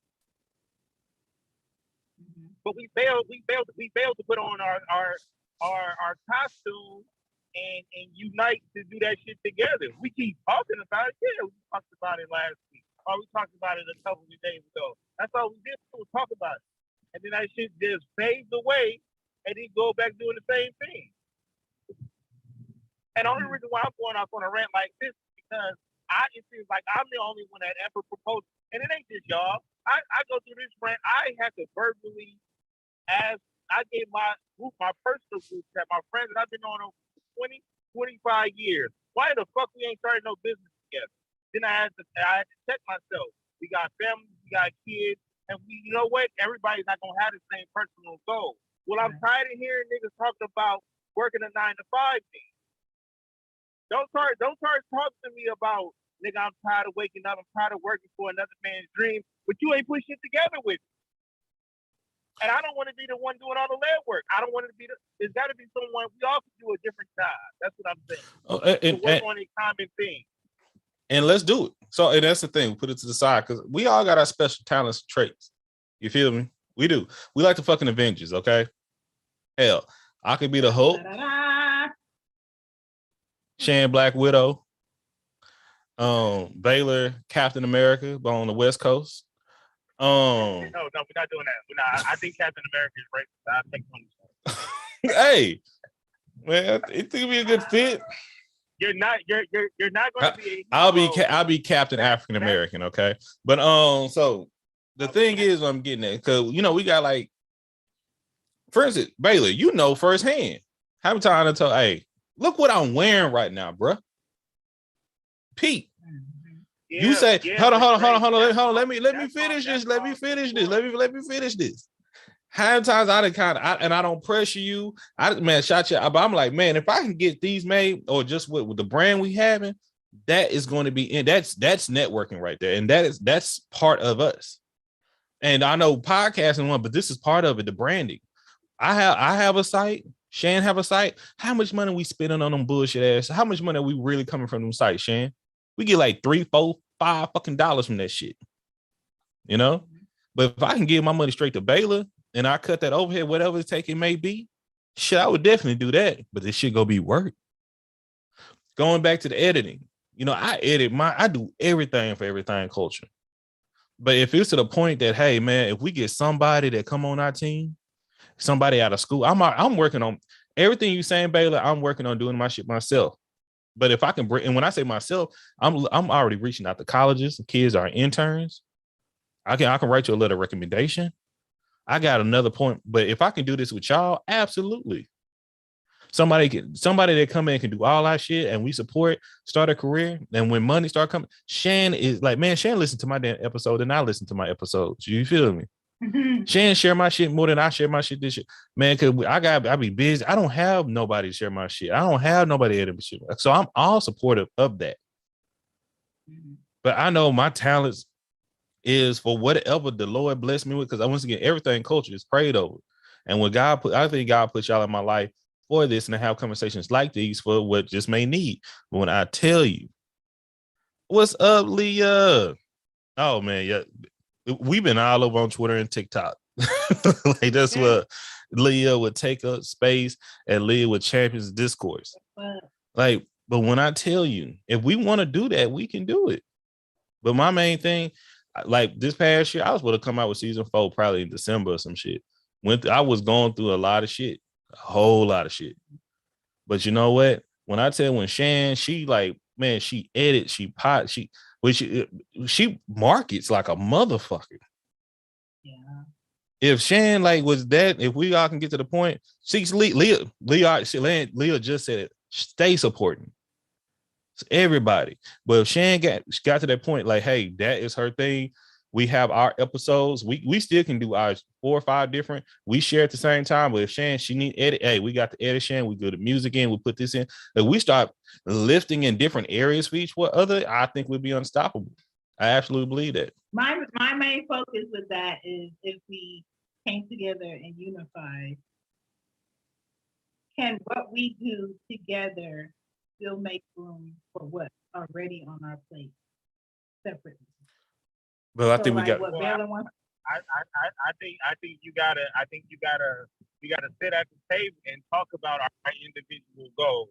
If they just so happen not to line up, cool. Let's put that to the side and see what we can build together. Because right now, look, I can go buy a hoodie from Shan, and Drake can buy a hoodie from me, and Drake can go, buy, whatever. All we doing is hugging each other. I'm proud of hugging each other. I want to build something so we can hug other people. So I'm gonna go back to this. So going back to that, like you said, the table. Let's say we're getting ready for Thanksgiving dinner. I think everybody loves Thanksgiving dinner. I think everybody said that. We say fuck the holiday, but we're talking about for Thanksgiving. Okay, once again. Yeah. Shane, okay, what you bringing to Thanksgiving, Shane? I usually bring the meats, but hey, see now we got a little thing. We got 2 people bring. We got okay, all right. But I'm also good at dessert. Different kinds of meat. Okay, so I'm also good at dessert. Baylor, what you bringing? The mac and cheese. I already know it.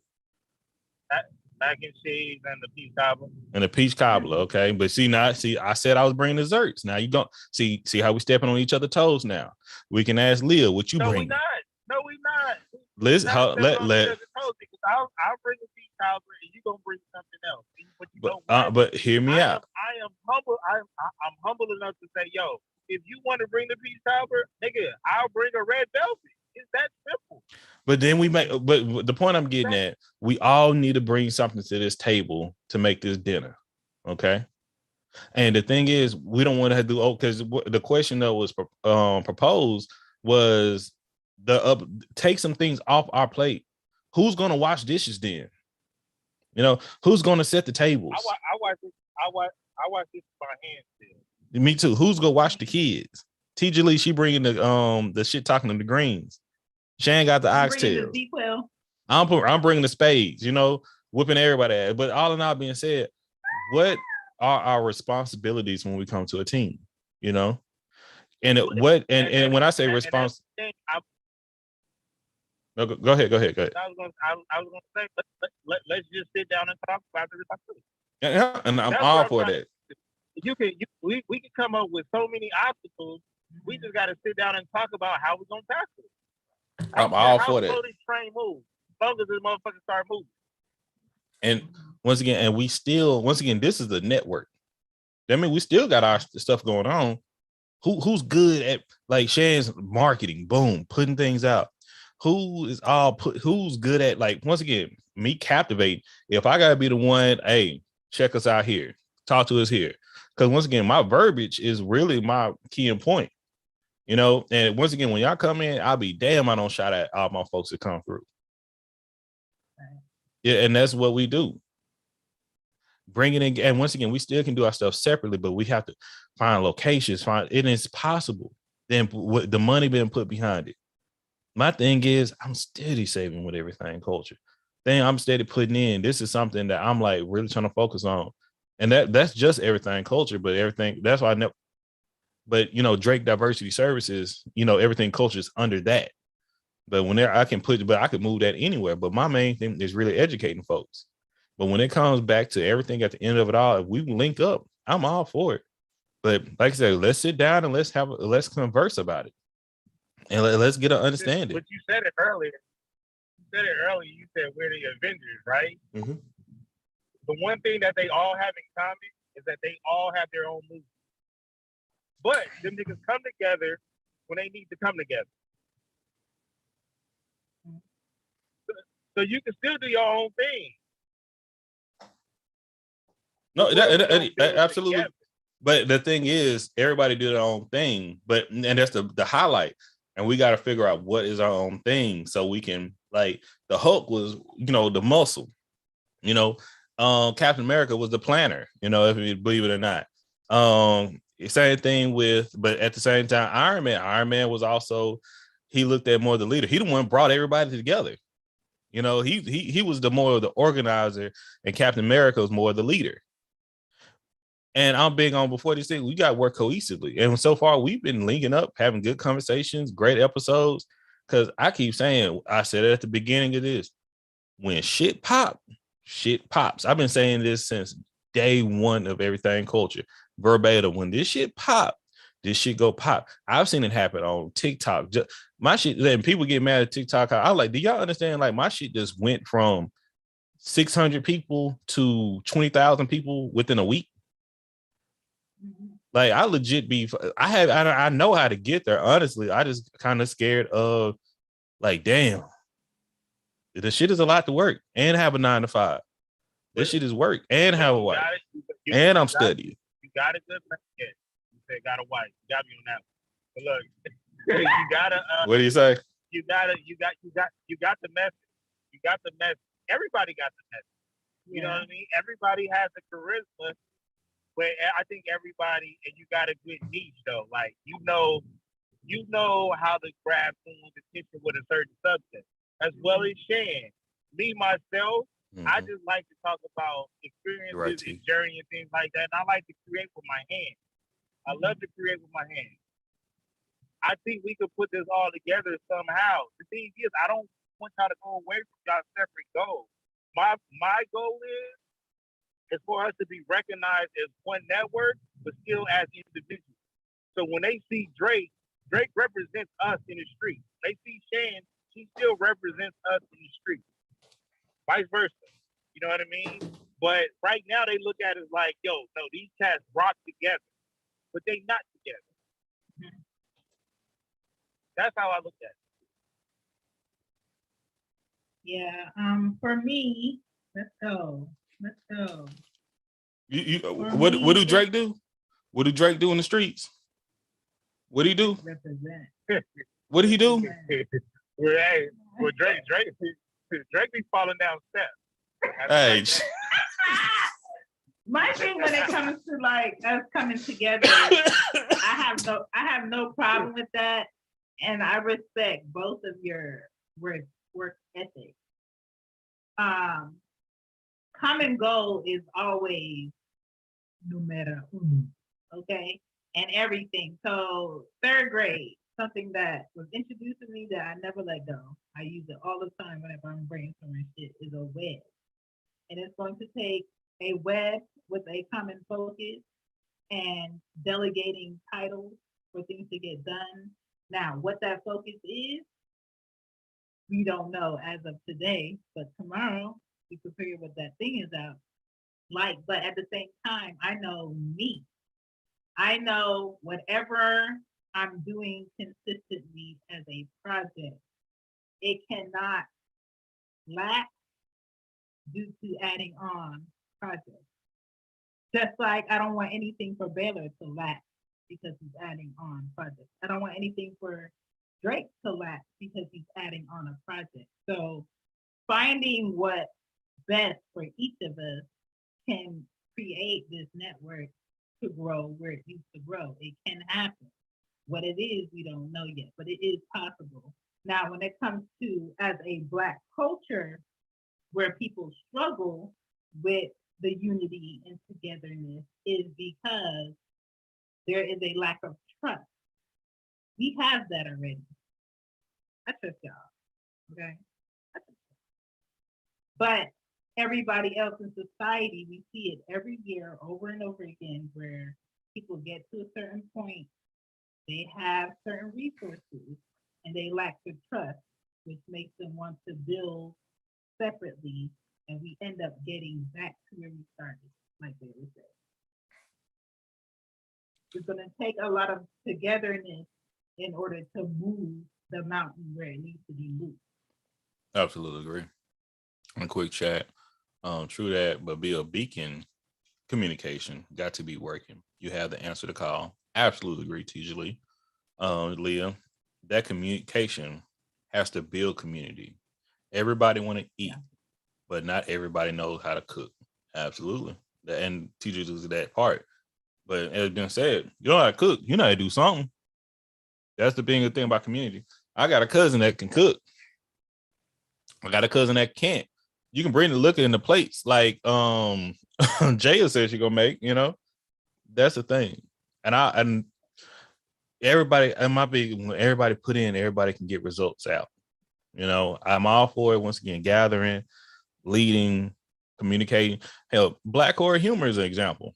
Leah, man, when I know, my thing is I'm waiting to gear up for after the My Roanoke Nightmare or Roanoke, and I'm looking to start editing, pushing, cause I know the work that goes into this. I know what it goes in edit and pushing out social media on top of what we're doing. It's work, but I enjoy doing it and I love it. But even with Shan was talking about when we were talking about Black people watching in film and all that, I'm like, we got Black horror humor. Ain't nobody tell you that's still a niche. I know it's a few other folks doing it. I know, and even Baylor talking about taking notes and all that. I would go mess with Baylor. I like Baylor, you done fell asleep on some episodes, my nigga. Like we got you in 4K, Playboy. Like, but I'm for it. Hey, in my defense, they was some trash movies. Hey, but hey, that we don't watch. Hey, but that's what we put ourselves into. You feel me? And it's but all in all being said, it's all for the togetherness. And when things don't work, we have to come back to that table, come back and converse. I've been on nonprofits. I've been as on board of directors. It's all work. Everybody can pitch in. Like, do we need to put a certain amount of money to found it?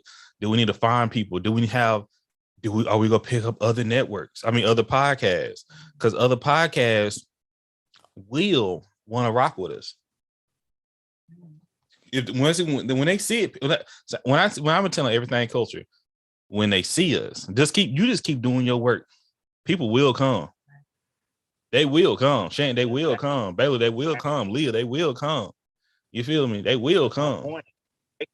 They follow us already individually, and they know they hear us on each other's episodes all the time. And then when they find out, like, yo, these niggas is the Power Rangers, they're gonna want to be a part of that. I'm the Black Ranger, by the way. I'm the yellow. I always been yellow. Or the green one. The black or the green one. I don't know. I always love that. That white power. I was the White Ranger. Like, no, but it's something that I admire. I think we got a positive group of people, good vibes, and once again, it's just, I'm a visionary with things. It's already looking. It could be the network if that's not taken already. I don't see, man. And like we just got to have the pillars of the network. Like even when we talk about Leah had the professionalism. Like, man, she come in very GQ, putting together and lining all up. Greg is the techie. Be killing with them questions. Greg is the techie. Greg, just like I have a connection with cultures. Greg he don't talk about it like Greg got connection with cultures too. He be coming in them NFT groups and they like know who he listens, he pay attention. Let's utilize our strengths. Let's be a representation what our community is that we want to see. Going back to that, what do we want to see in our community? Leah the Yellow Ranger. She'll get fucked up a lot being the Yellow Ranger. They just put hands on the Yellow Rangers for no damn reason. But it's to that point. Like if we were the one to do it, let's make it happen. But let's talk about it and let's make it happen. Let's write it out. I suck at writing shit down. Leah, Shan, coincidentally, the women are good. Baylor, we had this conversation the other day, Baylor. I think that was you. I think that was us, but I think that was us. That men are usually good at putting things in action, making it happen. Yeah. But we'll go on a whole vacation. We go. The fellas go. Then we go remember, did anybody book a room when we get there? Oh, nigga, I thought you were gonna do that. The details. We missed them details. When we like, and I, you can say generous, whatever. Fault me for it. But we need one another to grow. Trust me, because my thing, I'm already building a team with everything culture. I have people in my DMs right now on TikTok that, hey, when I line things out, I just need to manage you doing this, doing that. Like same thing with 2 Sweet 504. All these videos I've been doing, I ain't gonna be doing all these forever. Promise you that. I'm not. It's work. I love educating people. I love bringing people together. But the team's gonna be built one way or another. And if I'm with my family here, with y'all, that I appreciate y'all being here with me. That was brought together by Zoom meetings during the pandemic. Yeah. So be it, man. Yeah, those things was fire. They were. But not like, man, but shoot, I had to go grab some folks because where they at. Hey, but you see, TJ Lee, if you listen to, like, I be telling people from TikTok, go to my Twitter. If you want to spam, if you like my TikTok, you gonna love my YouTube. Because trust me, there's some conversations on there that like, ooh, wee, and this is just a tip of the iceberg. I'm just now getting in. It's like playing basketball or any sport. It's like I'm getting the hang of this. Now I know I got my form together a little bit more. People that I'm about to start clowning in this podcast game. And the thing is not just a podcast game, it's the community.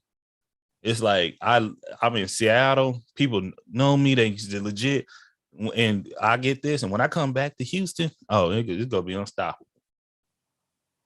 And that's I know. And this is the thing for me. I research a lot. I just don't get on this mic and run my craft, even though I can run.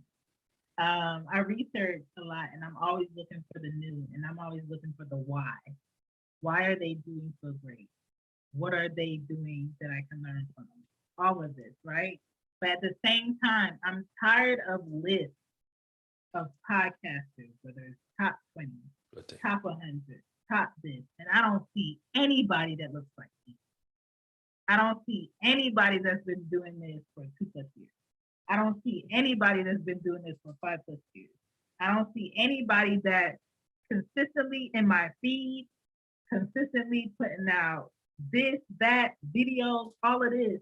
I see their grind, but when it comes to the list that get the money enough to quit another person's dream and do their own, it tells me that it's not because I'm not working hard enough. It tells me that it's not because I'm not consistent enough. It tells me I don't know the right people to make this list, why I'm not on this list. Because I have more work done than the people on this list. I've been more consistent than the people on this list. The one thing I hate as a podcaster, as a creator, is to see a podcast that has potential to be very consistent and great, and to see an episode from 3 years ago, but they won't drop the name. And somebody's out here purposely stepping in line to carry that, and they can't because this is here in the city. Okay. Why is smart ideas sitting and not being pushed? And the people that are out here grinding and not scared of work. I love people that are not scared of work and working for themselves and consistent. Why are they not getting the recognition that they need? And so when it comes to this network, that's what I would like to see. I would like to see the real people out here that are not rubbing shoulders and dropping names just because, and it's because of their work and their consistency and their content that's original and different, and it's not based on gossip. It's not based on the latest this and the latest that. If I can't get what I get from Everything Culture at 10 other podcasts, I want to listen to it. If I can't get what I get from Baylor at 5 other podcasts on that same day or in that same week, I want to listen to it. I am not the only one that thinks like me. I am not the only one that wants content that's different, that's not blending in, that doesn't fit in one category. So I know it's something that can be done. I just haven't seen it. And I like the fact that I haven't seen it. That means it's a safe for it to be done. Love it. And that's the reason why I started Everything Culture. I didn't see none of this. But Shane, we go back to what you said. I said this long time ago, that it's some podcasts by some people of other cultures or people of the minority of the global minority. Let me say that. White people. All right. Not knocking them, because I'm cool with some of the folks, but I'm like, some of y'all content is whack. I listen to the episodes and I'm like, these motherfuckers get how many views? These motherfuckers got how many followers? Then I'll start peeping. Once again, y'all got to start making. They support. I'm in like two. If y'all see when I do post a video or do post episode, how much to blow up? I mean, I post my stuff. Hey, it's Drake. Y'all see me repost some of this stuff. Hey, just shoot myself out. That get me views too. I have a whole, and if you hear this, I'm talking to you. I post my, I made a group on Twitter. I post my stuff in there, and other than y'all two, nobody else retweet my shit. I put that shit in there just like I do everybody else. When I found out people that haven't been listening to our episodes be in there talking to us every Friday, I was about to cut them Fridays the fuck off. Mm-hmm. What the fuck you doing here if you really don't support my fucking... Do you understand I care about this? Mm. Seriously, do you understand how we operate? Like, seriously. And that's why, to me, the numbers don't matter if they're not supporting the numbers. Unfortunately, the numbers on with this shit, that numbers matter. I hate it. I'm just telling you, I don't like the shit, but because I ain't stopping what I'm doing. I'm not like flexing or doing no bullshit. I ain't selling myself. And that's another reason. That's why with those Friday Twitter, those spaces, y'all know that's me, but that's not everything culture. And that's when I open the groups and when I open those spaces on other days and people come in and try to be messy and shit, and I cut that shit off and they feel like their feelings hurt. I know they do. Cause this ain't the time for that. This ain't the time for that. I ain't with that shit. I said Fridays are a special time for us to vent. This is not me 24/7. This is me 1 hour out of one day. Maybe 3 hours in one night. That's when we can clown because we just expressing ourselves. But when I get into other, I be wondering around when I get into other groups and other spaces that I feel like, man, and Shane, like I can take over space with my comments. I can make people uncomfortable because honestly, I'm like, I don't say it at all, but I think my true intentions come out no matter what. And my true intentions when I'm thinking, are you really that fucking stupid? That would be in my head when I just say something, but it just comes out, and I think they feel it. I think they catch that vibe. I think they catch that energy, and I think that because it's just like, man, are we not adults? Are we not like we talking about? We over here talking about a motherfucker that just basically didn't want to date a girl, stood up, did some little bullshit regular. I've done it when I was in high school, but we worry about black, but we worry about not having not shot, but Black History Month. Y'all motherfuckers don't care. Y'all don't care about it. Like y'all guys, we feel like we're so privileged in this world, and we're not. We got a lot more work to do. I understand we can party, but we play too fucking much, Smokey. Ain't nobody here to play. But y'all scared when you hear this shit. And I ain't even on no militant shit all the time. I usually try to be peaceful. But man, when this shit pop, you got to be doing something. It's numerous different ways you can do. But us fighting and arguing with each other and being messy, catty and all this, especially men, shit. Especially us. Man, I rarely see spaces when we uplift each other. I'm gonna say that I rarely see spaces where we uplift each other. Imagine if what we did that was created of substance, of growth, of prosperity, move like that gossip move for the last 2 days on Twitter and Facebook. Like it was very quick, very all over the place. In everybody's mouth. And that's why I'm just like, it's not a matter of we need the money. It's not a matter of we don't know. It's not a matter of I don't know how. It's a matter of do you have the initiative in self to push self? Do you have the want in self to push self? Do you have the mindset and the eagerness to push out what is right over what is popular? Yeah.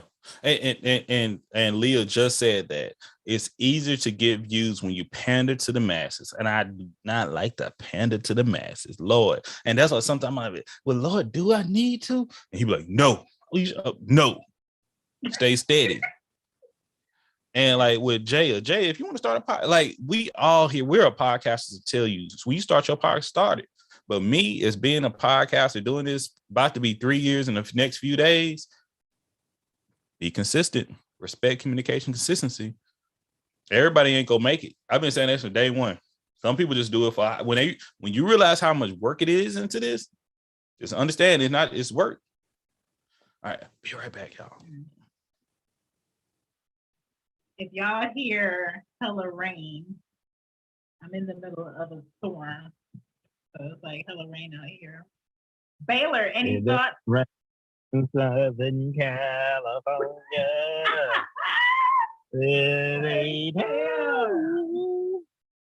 But I'm with everything Drake just said. I love y'all, man. Love you too. So you gotta figure this shit out. I'm with it. Even if the table is imaginary, I'm with it. It's just like like I was telling Drake before you popped up on here, I don't like holding information. That's why I send y'all 65 plus TikTok before y'all get it. Hey, no, I heard when you talking about that. Look, I actually enjoy it, and that should be all over the place. Yeah. It'd be all over the place. But no, I mean, look, that's what TikTok is for. So Yeah. some of it is enlightening information, some of it is just pure entertainment. Yeah, I think we should just add to it ourselves. I think we got it. I definitely think we got it. And when I say these things, I'm not just, pushing out people I know. I push out good content, period. So I made a list for people who are listening to check out. Of course, the 1619 podcast. If you lack knowledge, check that out. If you want to know what Drake was talking about as far as him wanting to fight me on thought, it was from my anti Black History Month episode event that I did on SheGetsIt podcast. Please check and I was out. on both sides. Listen, I was on both sides. he was in them messages. Please check out Everything Culture episodes. Episode 15, Do Teeth, the Happy Mother's Day episode that he did last year. It really told you how different mothers have their experiences, which helps figure out who they are today and the why. Also, All in the Family, that's season 3, episode 14. Check that out. An episode that I did was Financial Sureness on She Gets It Pod. Again, another event I had to do. Another great podcast to check out is Black Entrepreneur Blueprint podcast. It's a great podcast where a Black man wanted to work for himself, and he's always on there educating people on how we can work for ourselves. He made 2 websites to provide a platform for anybody that has who is Black and has a product for us that they want to sell. He gives people a website to sell it on, kind of like his own Amazon. It's free. You can put your products on there, and he will also push it on there. Everybody that is on that site will see it. You can check out another podcast, Wild Black. They come out of Atlanta. That's a great podcast. Earn Your Leisure podcast I listen to all the time. Love and Respect with Killer Mike is a good podcast. You Have Me at Black is a great one that gives you the experiences of today and mainly how we think and why we think what we think because of the experiences we have today. The David Banner podcast is very educational. He has some great guests on there, a great panel. They discuss different topics. BTG for president.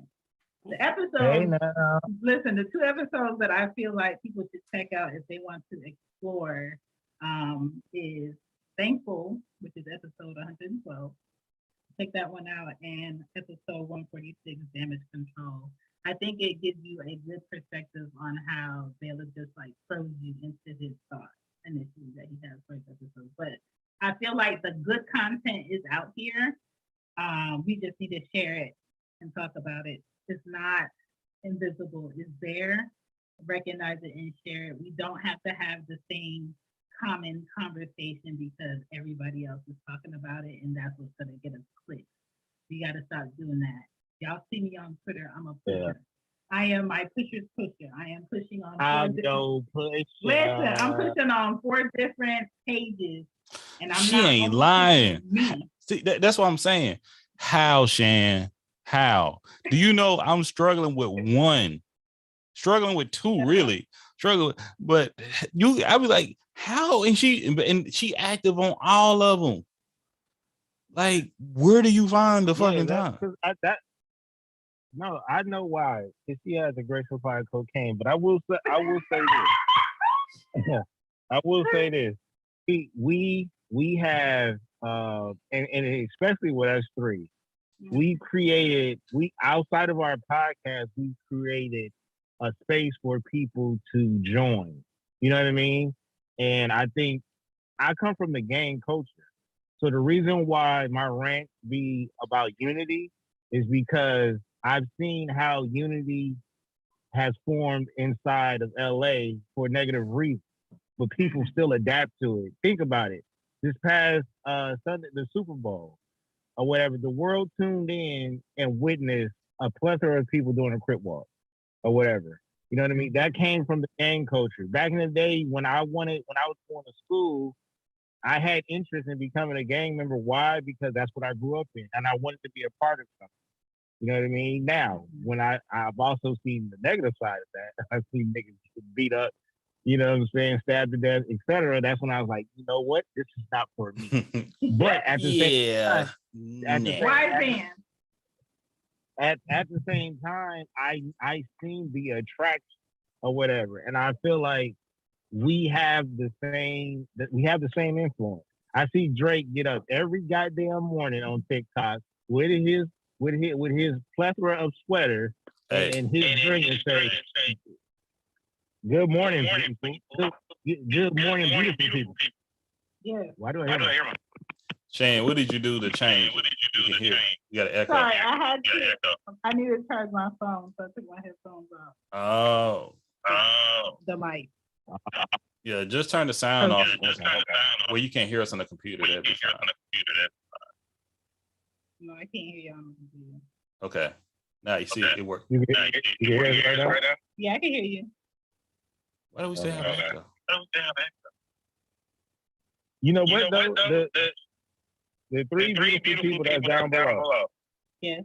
In the EC.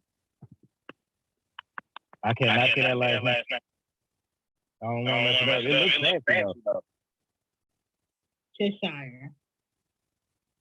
Oh, no, I'll put that on the sweater. BB. All right. We got BB. BB looks like he paints. He does. Man. I just want to say hi to you three. What's up? Appreciate y'all for being here. Y'all been rocking with us for some time. Thank y'all. But man, everything being said, I do keep a plethora of sweaters. I was going through my TikToks, and I wonder if I won these sweaters like recently. I was going through. I said, I really do have a lot of sweaters.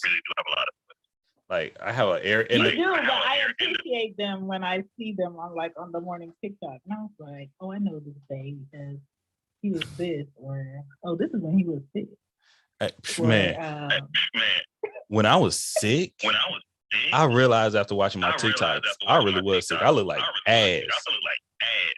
And I felt like it too. When people was like, "Man, yeah, you ain't feeling well. You look so much better." I like, yeah, I was looking like boo boo. COVID was whipping my ass. But with the thing when it goes, oh, call your hotline. The dating pool. Give us that number one more time. Yeah. Hey, so y'all beautiful people down there. I know y'all been on dates before. Some of them were good. Most of them were bad. I need y'all to leave an experience. What's the number? Area code 669 500 5342. And he said he didn't make up that number 669. It just happened. perfect. I did. That's his excuse, and I'm gonna keep repeating that. Hey, who's doing tomato at me? Somebody. Who's Miss Honeydew? Hey, Miss Honeydew. Thank you for doing it. Like that. Okay.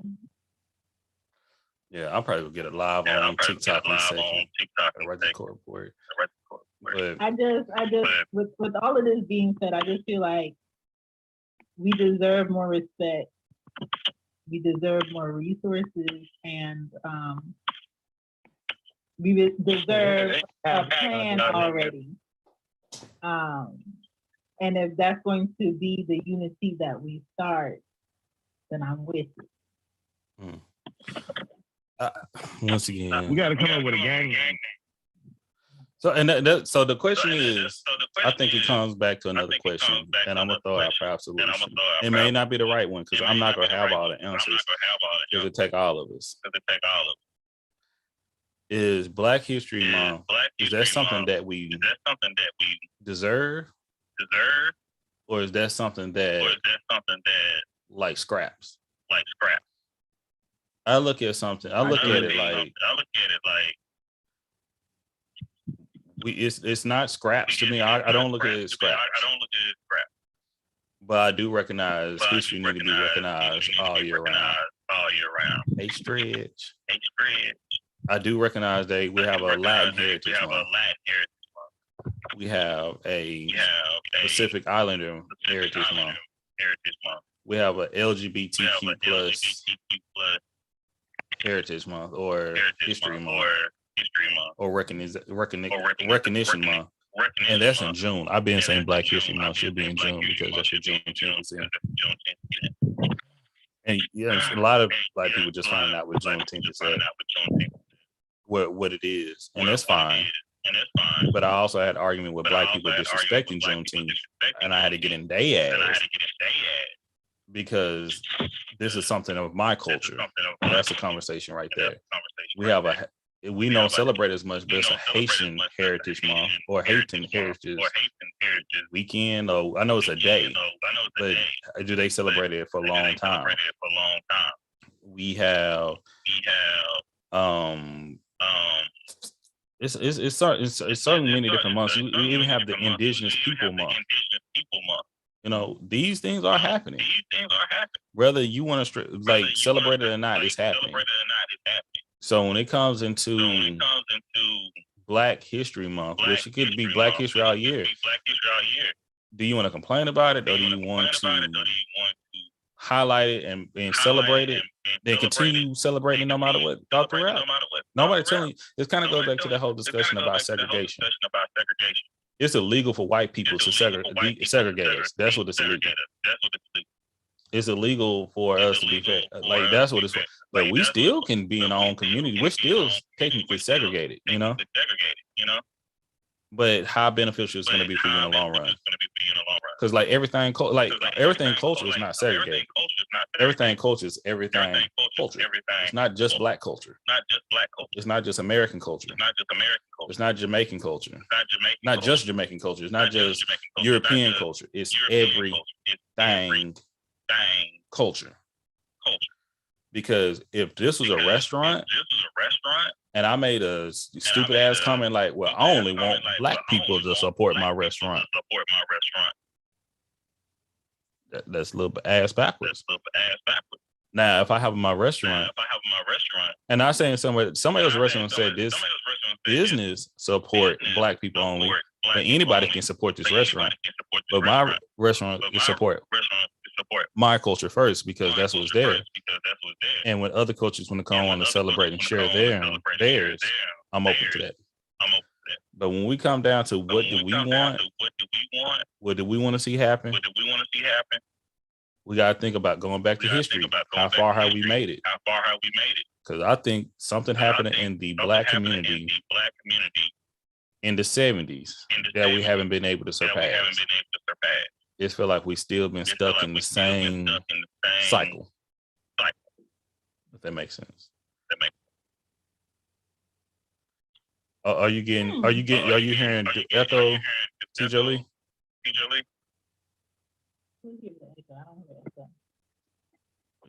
Like it's something where audio, it may be coming because we don't hear audio from you. I mean, but from Baylor and I. Yeah. Let me try something. Okay, how about now?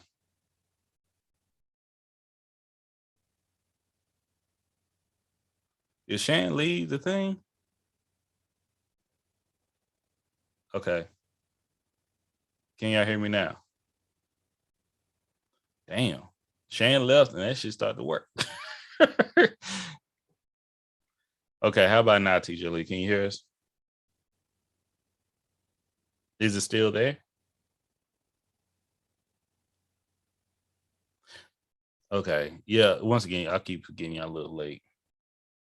Okay, let me add Shan back on the stage. Bring your booty back up here, Shan.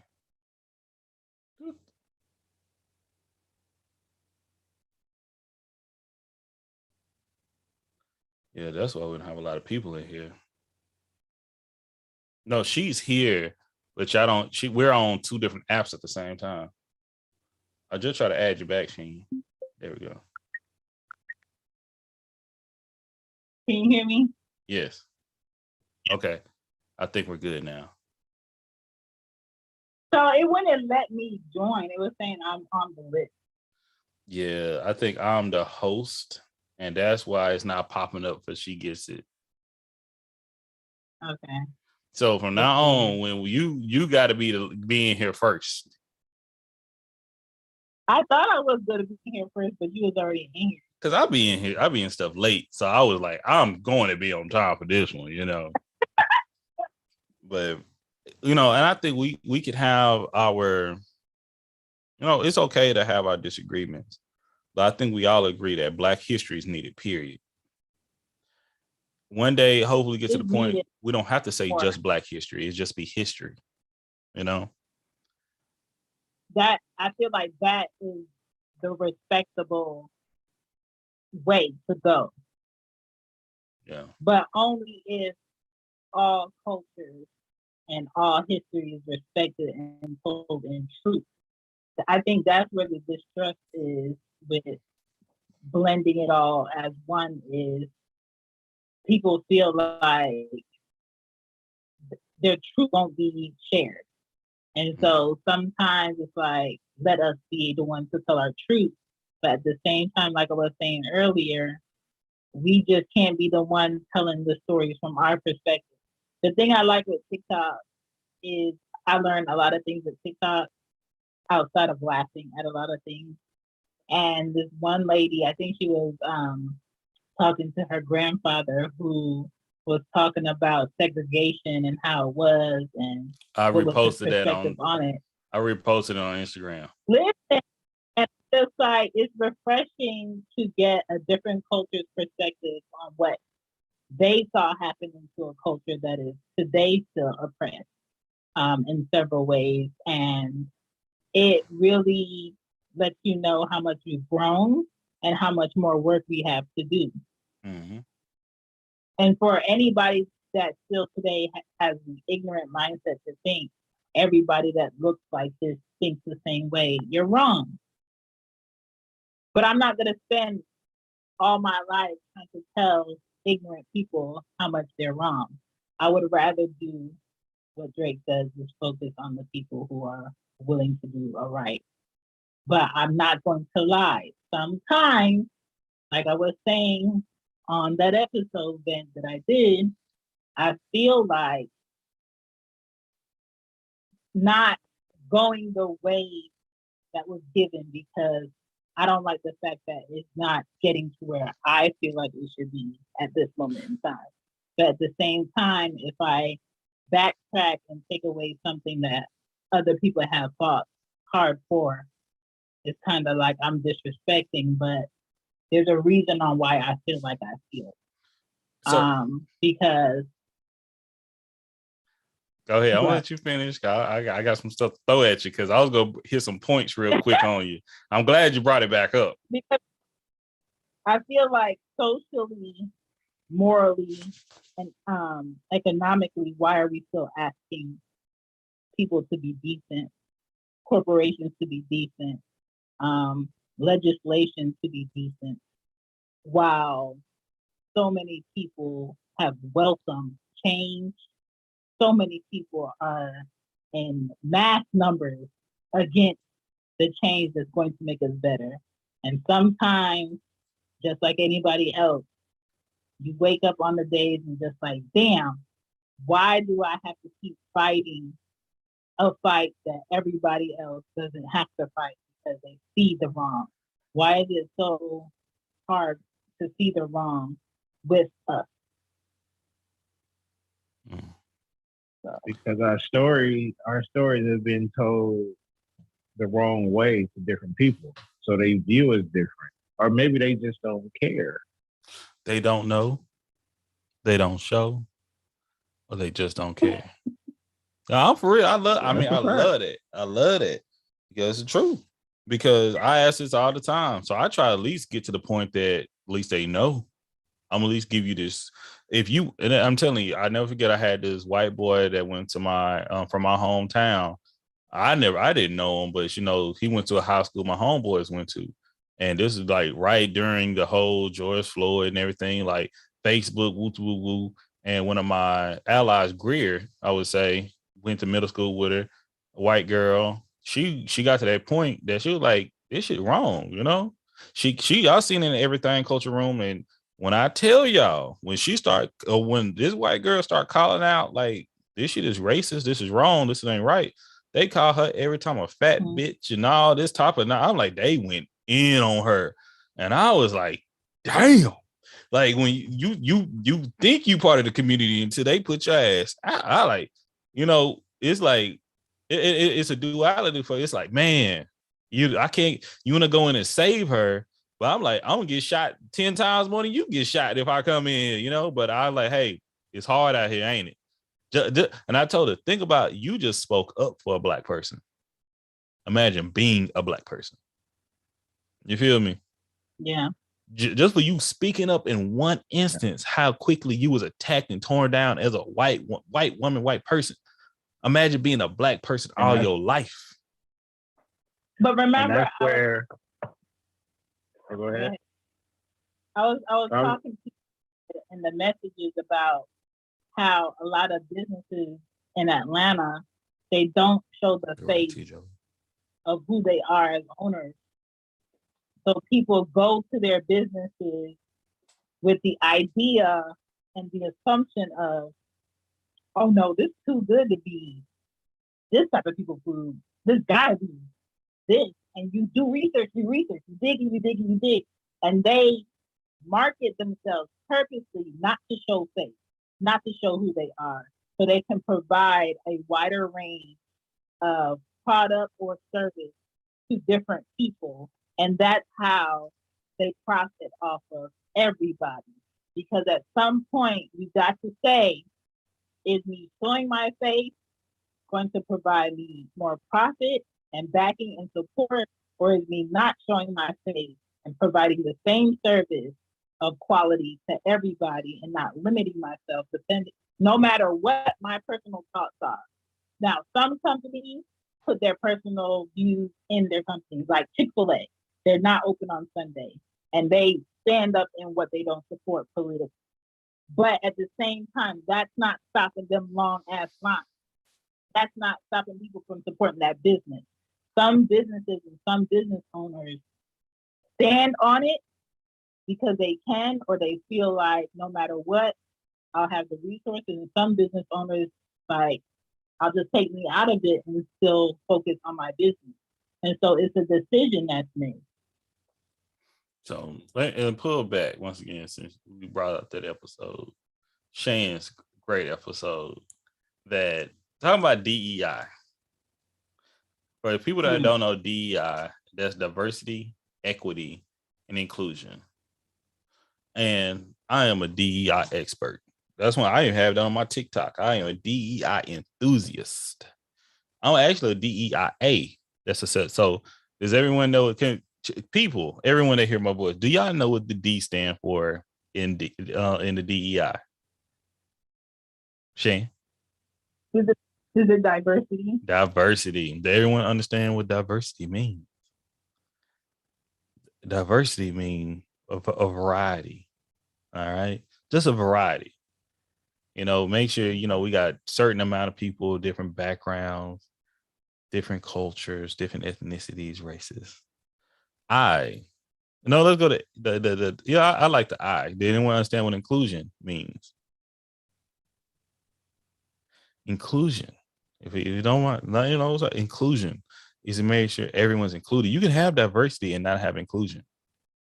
You can have diversity and you could have I got 100 employees. I have one black person. I have one Latin. I have one person LGBTQ plus A, and I have one person that represented Asian. We're diverse, but it's not inclusive to all. Everyone's not in the picture. Everybody's not in certain positions, but y'all consider diverse. Equity. I remember having this going back and forth on one of the episodes of one of my favorite podcasters. We miss you. dawn with concrete and blossoms. It's knowing the difference between equity and equality.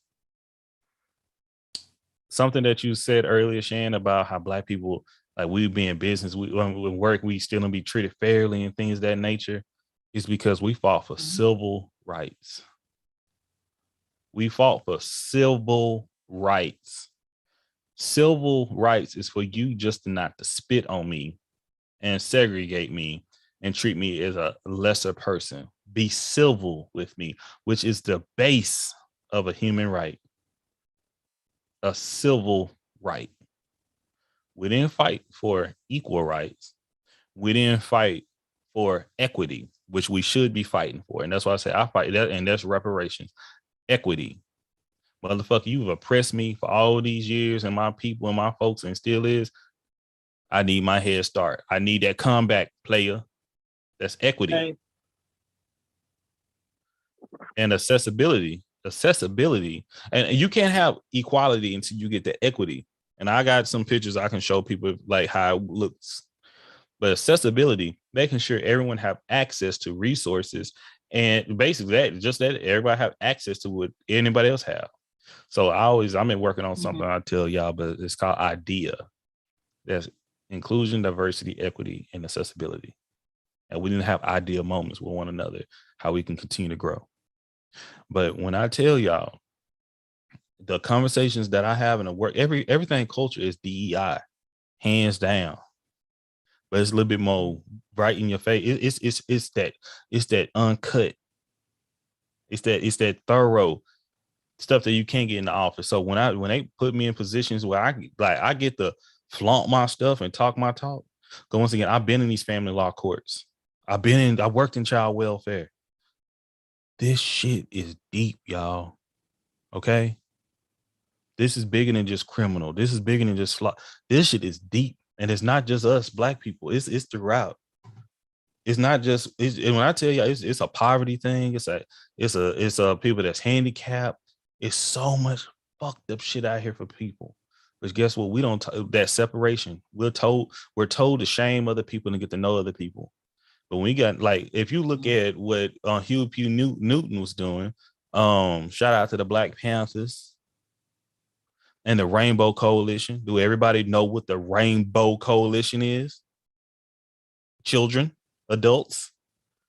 The Rainbow Coalition was made up of Black, white, Latin, whites. That was just not Black people. They realized it's a system that's been put against you. And when same thing Pharaoh was doing. The Rainbow Coalition was heavy in the Bay Area. You feel me? But the thing is, what Pharaoh recognized, these motherfuckers figured it out. These motherfuckers figured out they come together and start getting along instead of fighting with one another. I'm fucked. Let me kill them. Let me get them fighting with one another. Let me throw drugs in the community.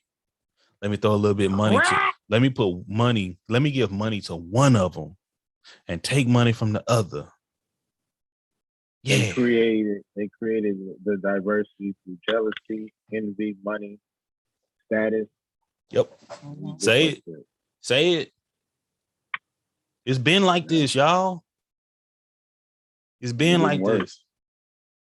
That's why I asked when we talk about, the Crips and the Bloods, I understand why they was created. I understand the history why they were created. But why the fuck are they still here now if they're not doing what they're supposed to do? It's like the whole mission it's a 180-degree change. The mission fell off way back in the 70s. Wait. And now this motherfucker, that's once again, just think about it. Just give your day. If you was the man, I ain't got to do a lot no more.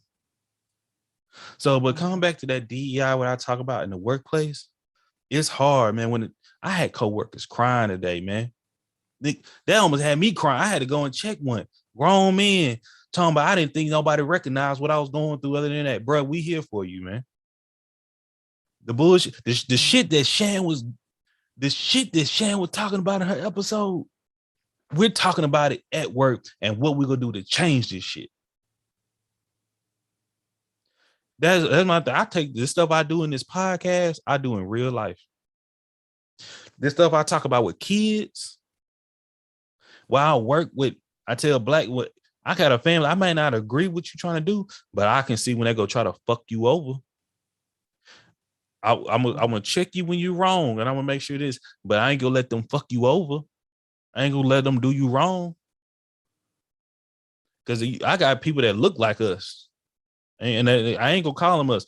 That you think they good for you, just get, and they will stab you. They just here to pander and get that check from the white folks. That they care more about green than the black on their skin. All skin folk ain't kin folk. And but people think because I hold people accountable. Same thing. I'm gonna hold us accountable. What standards and what's our, and that's why I asked, go back. What's our foundation as a people? Do we have a foundation for one another? Do we have a common ground for one another? No, because we lack the unity. Everybody has their own focus, and when everybody has a separate focus, don't nothing get focused on. Absolutely agree. So, like, same thing we were talking about right now. What do we want? Let's Shan, what's in our journal, Shan? What is our homework? What do we need to do? Do we need to write that down and figure out what do we want when I see it? Me and my wife, I don't think we don't have kids. I said about a year and a half ago, I said I got 3 years before I have kids while I'm hanging these nuts up. Okay. Why? Because I don't want to be, I'm already falling down the stairs, hurt myself. I don't need to do that with kids. Just keeping it a buck with y'all. Okay. But, I'm 35. I ain't trying to be, too old now. I can enjoy my kids and spend time with them and play sports. Oh, nigga, you still got time. Once again, my daddy got 60. Let's talk. But I'm just communicating. But I for instance, one of my old coworkers said, "Nah, Drake, you need to have kids. You of any other man I know need to have kids because we need more motherfuckers with the mindsets like you." And I said that means a lot, but I can't stop it with just my kids. I got to spread this shit to so many more people. Because hell, my kids can come out like they uncle. Yeah, but the purpose, one of the purpose of having a kid is to continue your legacy, though. That's the most important thing, because we ain't gonna be here forever, Playboy. Yep, absolutely. Once we go, my legacy gonna be with y'all. Unless we my legacy gonna be with y'all. My legacy. Go ahead. But we already short in numbers. We already short in numbers. Hey, we need all we can get. When Johnny Cochran went down, I was praying we had a couple of those out there. Like, oh man, we just gotta keep praying. But I see you, TJ Lee. Thank y'all for the support over there on our YouTubes, man. Y'all trying to shout out to our folks over here on stereo as well. TJ Lee, it got buried when some black folks started to make a little change in the oil field and people got comfortable and no more fight. Man, it's been all throughout. It's so much happening with the fight that we have.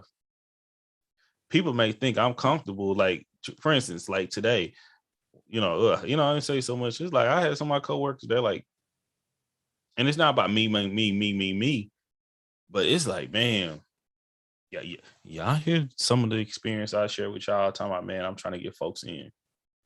Because it's like, I want to see that change. And when someone tells me they stressed out, I'm an empath, I take that and I really want to support. It's like, I want to become an attorney. That's my goal is becoming a judge at the end of life. That's like my ideal thing, becoming a judge. But boy, I would hate to be one of them brothers on the street, because there's some things I know. It's some homeless people. I go and do their home. Like, how did this man end up homeless? Man, this brother used to be an attorney. One day he just snapped. Couldn't take it no more. Damn. He wear a suit with dress shoes every day with holes in them and shit. Because he go downtown. He lives downtown. That way he used to be. Got a whole education being a paralegal. You'll think he the biggest fool. People spit and piss where he sleep and shit. But he used to be an attorney. And it got to him. And that's how I feel. We go to a classic show, Snowfall. I know a lot of people mad at the daddy. But that's what happened to the father. It's a lot of black men that went through. You see the system. You see how deep this shit is. Once again, I said it earlier. It's like breathing and drinking water. How deep systemic racism and segregation and discrimination is. And same thing with women. It's so bad. You got women discriminated against women. Y'all don't even know it. And I'm like, y'all, you say you pro woman, but you like, damn, the first thing for me, you can't even hear that because you hear it from a man. Thank you for all of your great help. You feel? You want to be like, fuck you. Yeah, you feel me? You know, and I'm like, man. But but that's my fear. I'm feared that I put my career and my all into something, and I want to do good. And I'm just sharing this with y'all. And I get there, and I realize it's all a hoax. It's nothing I really can do other than play the game or burn. Like, yeah. And I see that's why. And I see some of the attorneys in Houston that make the most money is the dirtiest motherfuckers you don't want. Just telling you the truth. I remember seeing Quanta when we had the march for Trayvon Martin. I was walking out of court. Just got finished court. I saw the march, and I was like, man, I just dropped what I was doing. I ain't going back to the office to be a part of this march. Had my briefcase, my hand, and everything. I'm walking. Cameras started coming around me. What the fuck's going on? Look next to me. Quanell right next to me. And I'm like, oh shit! Look at this. Walking. We're going to City Hall. Get to City Hall. I look at Quanell X. Where the fuck he go? This motherfucker legit. I see him dipping off in the limousine, taking off, or in the car, taking off. And I was like, what? Don't say. What? I realized when I started watching Fox News and they be having those people on TikTok, they see black man Quanell X go it against racist white man.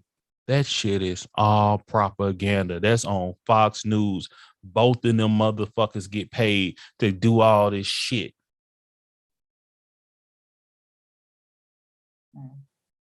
I'm seeing this live in effect at an age of 27, 28.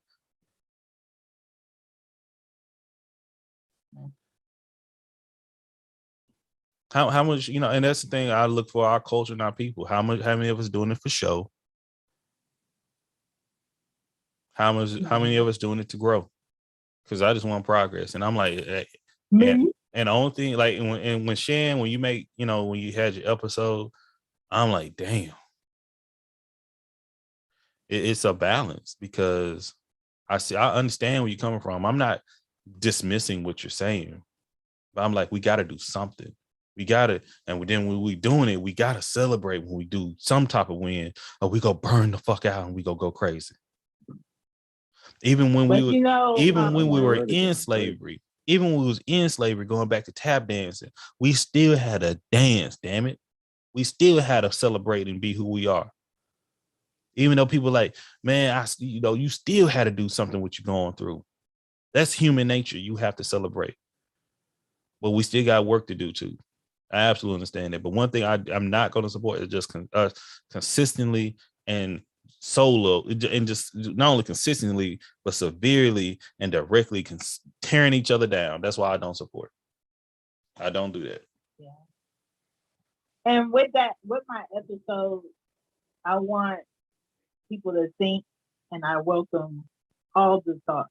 Like, I welcome the thoughts of, no, you shouldn't think like that. And I also welcome the thoughts of, I hate that she thinks like that. I hate that that's how she feels. I hate that that's where her mindset is about us, about what has been done thus far. Because if you don't think and you don't have an opposing thought and you don't feel anything about what I said, no matter what your culture is, then you don't grow and nothing changes. Yeah. So if I created or pushed some change or pushed some thought, good. But what I felt and what I said, it was like I was working and my lunch hit, and I'm just like, I don't even care about eating. She went over her lunch break. I can tell you that right now. She went over her lunch. I'm just gonna say, while she talking all that, I'm like, she talking all this shit. It's past an hour. I'm like, I know that. Yeah, she was for sure laid back to work. it was one of those things. But I know what it feels like to be at a workplace and having to dance through it, like you just said. And it feels very heavy. And a post just came out yesterday or today saying for Black men, suicide rate is up higher this year compared to last year at this. And, you know, I'm not saying everybody should believe in therapy, but a lot of studies have shown that men playing video games is their therapy, is their out to the chaos and the is that is life. And just like women have their own form of therapy that they do, I feel like men should have their own out or whatever that is. If they don't, and we do. We do for the most part, but one thing that we never really talk about besides the video game podcast, we can go on bros trips, basketball, sports, shit like that, go to the gym. Yo, sometimes we just need a hug. Sometimes we need to be sometimes you need to like just listen, because just like there was a picture painted for us to say, yo, stop crying. You know what I'm saying? Stop being a little punk. This, that, and the third. The world looks at us like that as well. Like, what is he crying for? A man can't be raped. A man is not supposed to be soft. He has to be a provider. He got to go out in the wild. He got to go bring back dinner. Yo, nigga, sometimes just give me a hug. Mm-hmm. That's it. Sometimes it's like, yo, understand what I'm saying. Like, we got emotions too. Yeah, you can't contradict yourself and say we're this way and then call us mama boy. It don't go. It doesn't. And let me say this, and you know, I can get quiet after this because I know people don't agree with it. But some Black men feel, once again, and it's an illusion, that they equal with white men. I'm gonna say this again. Some Black men feel that they're equal as white men, and that's an illusion. Okay. Some Black women feel, and some white women feel that, and I know the white women, the absolute lie, feel that Black men are on the same playing field as a white man. If you understand slavery, Jim Crow, all the way into the 70s and 80s when welfare came into effect. And I don't want to be I ain't got no Kente hat, even though I'll be talking about it. But the facts are the facts, though. The truth is the truth. Now, once again, I can say the truth, that's part, but this is the truth and the facts. That Black men were also raped. Black man was also demoralized. The Black man was also subjected to a lot of horrors and seeing their own wives getting family get raped and taken away from them. Then taught to deal with it because you're the man. Then taught to be separated and get it on your own. Then taught, and once again, that illusion that, oh, we're a man, and someone think I'm gonna treat the Black woman different, but motherfucker, you ain't got rights either. Be real about that shit. And getting killed, and just for you standing up and fighting for your woman and your family can not only get you killed, but get all your family killed or tortured or maimed or you know, death wasn't the worst thing that happened to slaves. That's the biggest thing I be trying. You was a fucking product, motherfucker. They weren't gonna let you kill yourself. No, we're gonna make money off you. We'll cut your leg off and your fingers off. Yeah, and we'll kill your baby and feed it to an alligator. And what you gonna do with these other three? Do you understand how horrific this experience was? You feel me? And then now we get into this age that now, once again, we see. I got on TikTok. One thing on TikTok, I say on here on YouTube, I don't argue with white women on TikTok. I'll block their ass in a heartbeat. That usually when I be putting white women in check, that's the quickest way for my account to get fucking muted or banned, shot, whatever. Just keeping the book, because I've done it numerous times. Had a white woman try to check a Black man for standing up for a Black woman. I saw that. And man, you said it what the fuck it is. You don't open your mouth what's going on in our community. But then we got some black women, and that's why I asked before. You have the separation with your genome before anything else. When when a black man have sex with a black woman and they create life, that child is going to come out black.